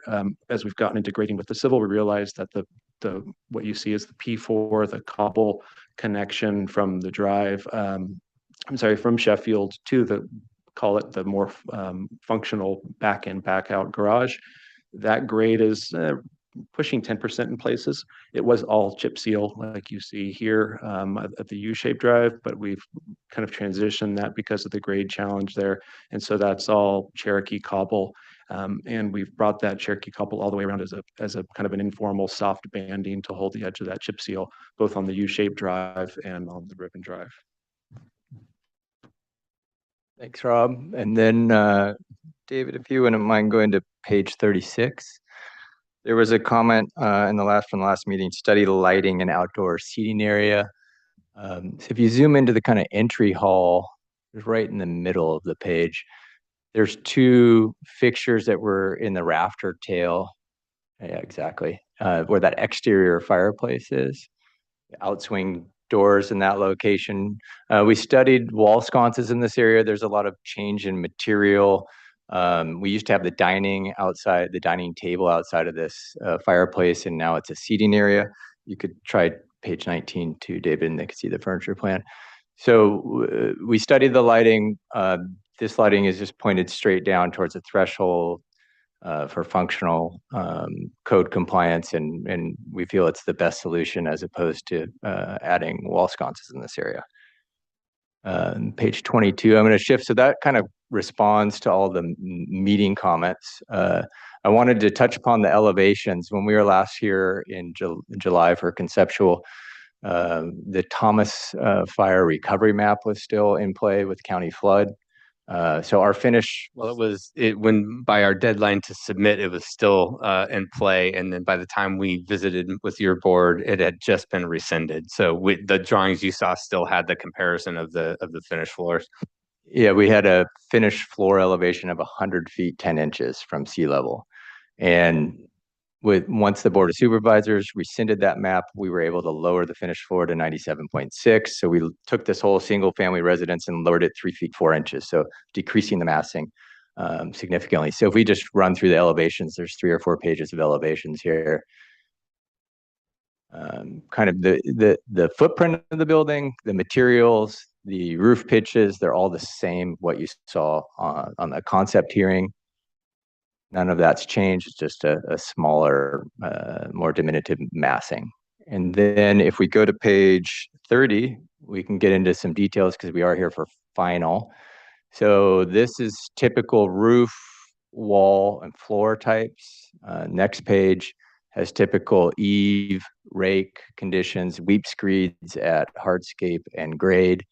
Next page is window details. We have 3 exterior materials here: stone veneer, board and bat, and a stucco. So these are the head jamb sill for each of those exterior materials. Next page is the door details: garage, bifold, and then the typical outswing French door. And then the next page, we have miscellaneous architectural details for the detached trellis, the board and bat layout, the fireplace, and then some additional roof details. And architecturally, that's kind of closes my presentation. Did you want to hit colors and materials real quick just to make sure? Yeah, sure. That's on the elevation. So if you go back to page 22, we have a sandstone, Santa Barbara sandstone finish. Board and bat is a hardy board and bat that's painted. Those are the 2 colors that we're looking at on the left for the painted. The portions of the standing seam roof are copper. And then we have a stucco finish, smooth stucco. Great. And if I could, maybe we could jump to sheet 48, please. Thank you. And this is a reference to our material palette. You can see we have a variety of gravel for chip seal and also for pathways around the site. We do have some decking elements, some thermary decking. We have a kind of a, call it a mid-tone, mid-bodied limestone that'll be acting as our primary paving surfaces outside of the residences. You can see a couple of fence details there. One is a existing trails easement fence that we will be picking up on and placing in a few places. I can point that out on the plan if anyone is of interest. We do have a vegetable garden fence that's going in, but generally speaking, that gives you, I think, a look and feel of the character of the landscape, hardscape materials. Page 50, please. Okay, thought to just bring this to your attention. This is a nice change since you last saw the plans.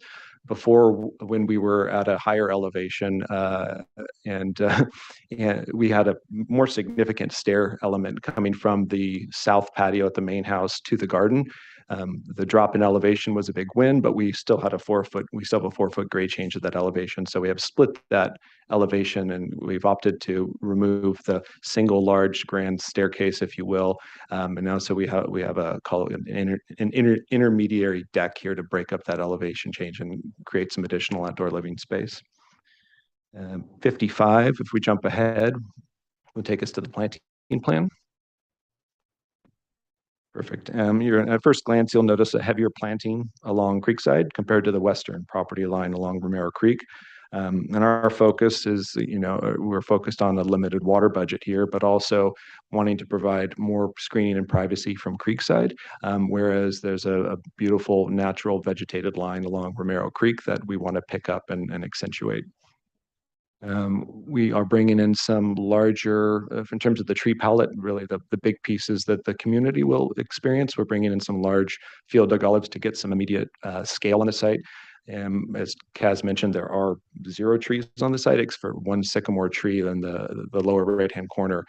So we wanted to get some additional size and bulk and scale there. The darker elements, darker tree symbols are new oak trees that are coming into the site. And a lot of this will be open naturalized landscape where we're just going to let seasonality and annual weeds come up and weed whack down, and that'll be part of the landscape experience there.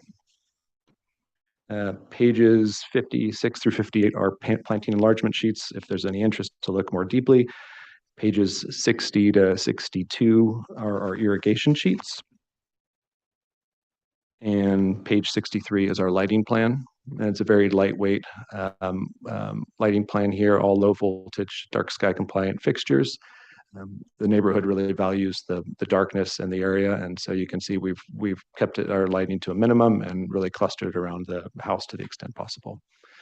One item I've neglected to mention is that at our previous meeting, we had a ranch style fence that ran along Creekside that separated the road from the buildings, and we've since eliminated that for planning purposes mainly, but that's actually gone a long way to diffuse the prominence of that first driveway access point along Creekside.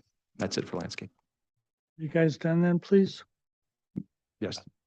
Question, Stacy, please. I have no questions. Robert, No questions. Chip, No questions. Rob, Just a couple of questions. Landscape package looks great, but just wondering on the chip seal. I thought there was some issue with the county and having chip seal too close to a public road. Have you looked at that? Private, Is that resolved private road. by the road? So Site's private, so we don't have to deal with the roads manual or any of those things. I thought maybe that was the case. And then what is the other children? Do you folks have children? And what's the lawn areas? Is it buffalo grass or what is it? We do have the intention for if you actually bounce to sheet, what was it? 55, please. There we go. So the smaller, call it courtyard-ish lawn space, that's intended to be more of a meadow there. That's a buffalo grass. And the space that connects the south edge of the house to the pool area, that's a traditional marathon it's a place. Oh, okay. Okay. Good. Thank you. You're welcome. Can we go to the material sheet, please? Do you happen to know which PDF number? 22, the 22. exterior Exterior elevations. materials, yeah, and focus in on the roofing material, please.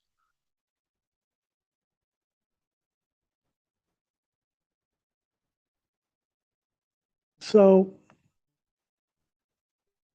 we got a comment about a year ago about shiny roofs. And are you aware how expensive copper is? Have you priced this? If you go to page 17, Okay, because I love copper roofs, but I don't know if copper's at an all-time high, but if it's not, it's close. so a majority of this roof is a synthetic shake. And we're only highlighting the copper in a few areas when our pitch gets below 2 and 12 or 2 and 12.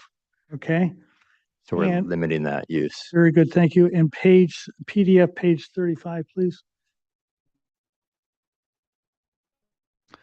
The light fixture in the upper right-hand corner has clear glass, and the light is not.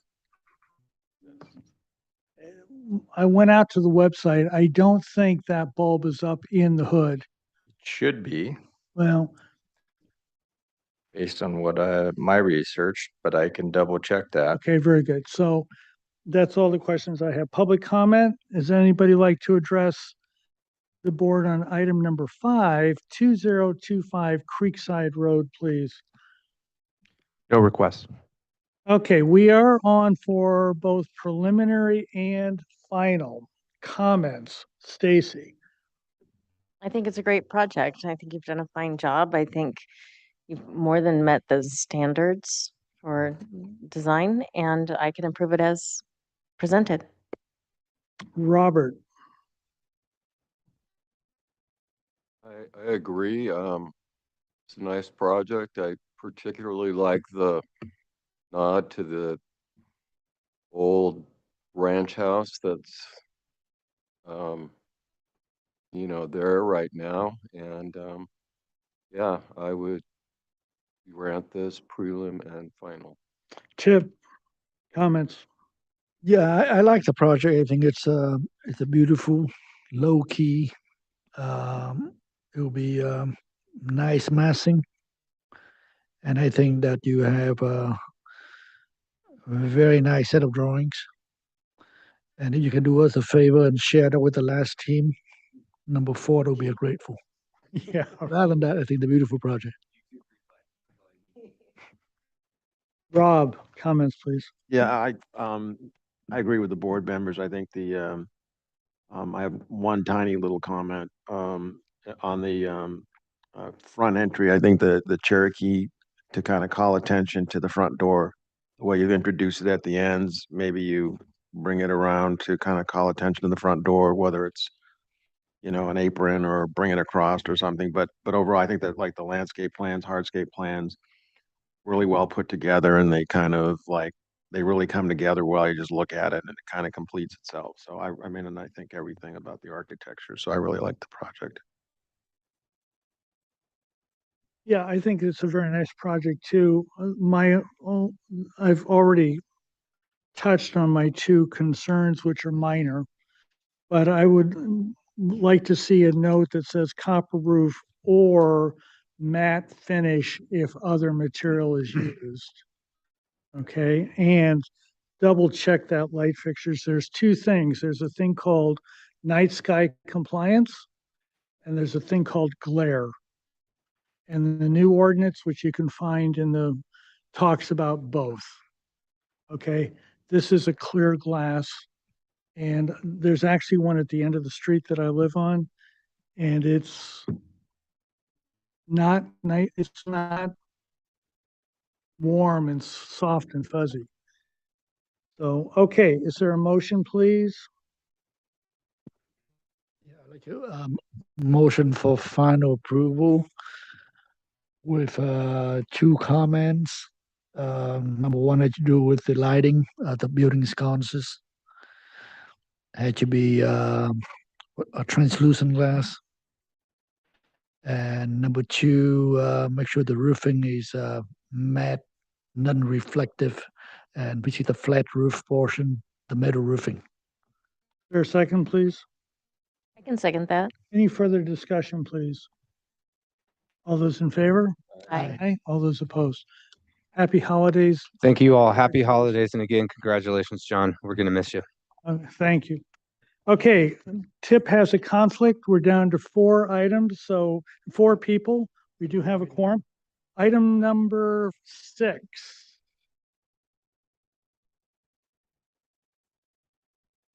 Okay, we are on for final approval tonight. MBIR expressed concerns regarding the board form concrete wall placed immediately adjacent to the right-of-way of Lemon Grove Lane and the lack of perimeter landscaping. MBAR discussed options to soften the appearance of the wall, such as utilizing a different material and/or relocating the wall back 1 to 2 feet with the eastern property line to provide opportunities for landscape screening. The MBAR is concerned that the footing necessary to support the board-formed concrete wall will interfere or prevent landscape from growing in front of the wall. Applicant is encouraged to extend the entry walkway to the roadway and add a pedestrian entry gate fronting Lemon Grove Lane. Number 5, provide documentations, photos, notations on plan of existing landscaping, neighborhood and perimeter screening. You are on for final tonight. I think it's fairly obvious. We were really focused on one thing. Chris, you're probably right there. You want to sort of take the lead? Sure. Chris Gillen with Common Ground, landscape architecture. So Next. we did pull the wall in. Actually, might as well go to the landscape set, which is probably towards the back. We pulled the wall in 1 foot in order to plant vines along that entire length of that wall, fronting Lemon Grove and Santa Rosa. And also where possible on the interior. So that was a passion vine on the outside, and interior walls would be ficus, repens. And then we have an artificial turf lawn on the interior and some pots. And so the request from the client was as minimal maintenance as possible, minimal landscape. And so this is kind of where we ended up. The addressing the comments, it's really about the vines on the wall. And so I think that satisfies the request for softening and yeah, it's very, very minimal landscape. Did you have any comments? Yeah, if you go to the maybe the perspectives, if you go back a little bit, that would be, yeah. So, we kind of wanted to soften the project in general. So we have changed that perimeter wall from the board form concrete to a CMU wall with stucco and a sandstone cap. And I think that kind of warms it up a little bit. And yeah, as Chris mentioned, we pulled it back 12 inches from the easement line and planting on both sides now. And then we also got pretty detailed with the hardscape plan. So all those materials are now called out, and it's a combination of a warm, sandstone ashlar paving, as well as some permeable concrete in the driveway and on the north side. And then we also kind of traditionalized the architecture a little bit. It was kind of a rectilinear mid-century before, and so we've kind of softened the look of the building as well with some profiled beams and outlookers, and our columns now have column cap and base molding, and our windows have a nice detailed casing around it. We've added some SDL bars to the windows to kind of get that more traditional look. I know there's a question about the wall detail. think if you go to the next page, so here are our details. So bottom left there, we have kind of the L-shaped wall instead of a T shape. So that should allow for planting on the exterior side. Yeah, and I think that does it. I mean, I think the big thing was about the wall, so hopefully it's a bit softer now. Questions, Rob? So the only comment was item 4 on the MBAR comments last time was applicant is encouraged to extend the entry walkway to the roadway and add a pedestrian entry gate fronting Lemon Grove Lane. What was your folks think? And Like it happened there? yeah, I mean, I reviewed that with the client, and we kind of went back and forth with that, and just the functional aspect of it being right off the driveway, so you don't have to park, then go back out to the street and then walk in.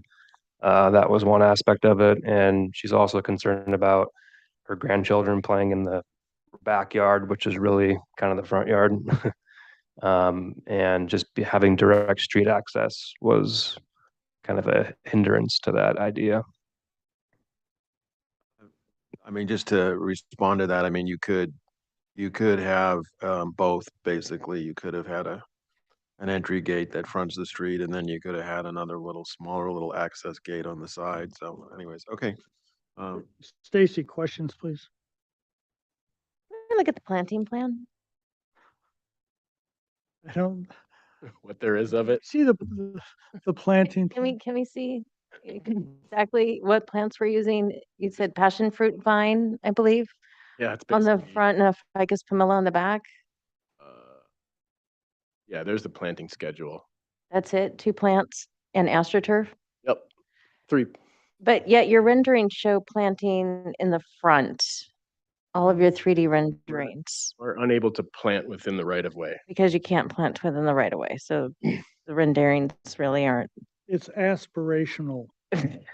Yeah, I mean, the Highly. renderings are conceptual, it's SketchUp, so we use plants to kind of soften the look of the views. So how are we doing on stormwater? Since it's We're fine. paved all the way, pretty much. Really?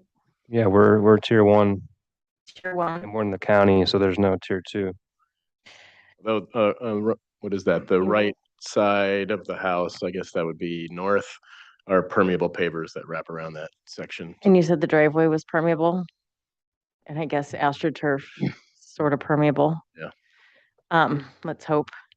Actually, it's not, It isn't? but, they do class base. Oh, that's right. And it's all compacted class 2 base underneath astroturf. Yeah, we provided a revised stormwater plan, and so that still complies. Do you show a detail for that astroturf? I don't believe so, but we can, if that's needed. Actually, I mean, you can have a permeable condition for synthetic turf, but it's just that people will leave footprints in it, so you have to. Is that a question? It's just helping. Well, yeah, with the city, anyway, you can basically put 3 inches of number 8 underneath, and they call that permeable. And without using any, I mean, it's city obviously, but no weed barrier or anything like that. So that makes it a permeable condition. Are we showing attachments for the passion fruit vine that doesn't naturally attach to a concrete wall? Yeah. Yeah, there's a detail, and it should be on the next sheet. Okay. Those are all my questions. Robert, questions? Or the sheet after. No questions. And I have no questions. Public comment, is there anybody that would like to address the board on item number 6, 590 Santa Rosa Lane, please? No requests. Okay, we're on for final comments. Rob? Yeah, I mean, I think I'm disappointed that you didn't bring the walkway to the street, but I think overall, there's nothing here that really, I think the project, for the most part is fine, and so I can approve it. Stacy, comments? I don't think that the design guidelines, I mean, I think you've met previous comments and that it is approvable. However, I have reservations about the overall design aesthetic. But at this point, I think it's move it to approve it. Robert, comments? Yeah, I think it's improved since the last time we saw it, and I say move it and give them final approval.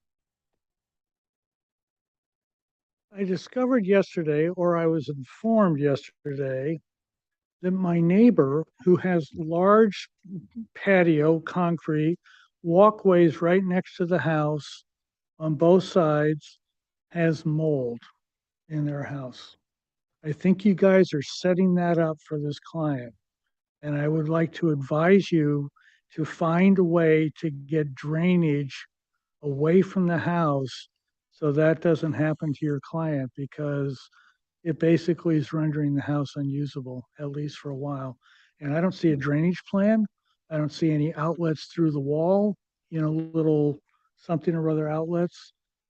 So I would encourage you to do that. But from an aesthetic point of view, I think I would have a hard time saying this is semi-rural because of the landscape. But I'm not going to vote against it because of that. But I know what's happening. I observed it last meeting. So I'd like to move for final approval with the applicant to ensure there's proper drainage off of the property. Okay, is there a second, please? I'll second that. Any further discussion? All those in favor? Aye. Aye. All those opposed? Motion for adjournment, please. So moved. Thank you. Is there a second? All those in favor? Aye. Aye. Aye.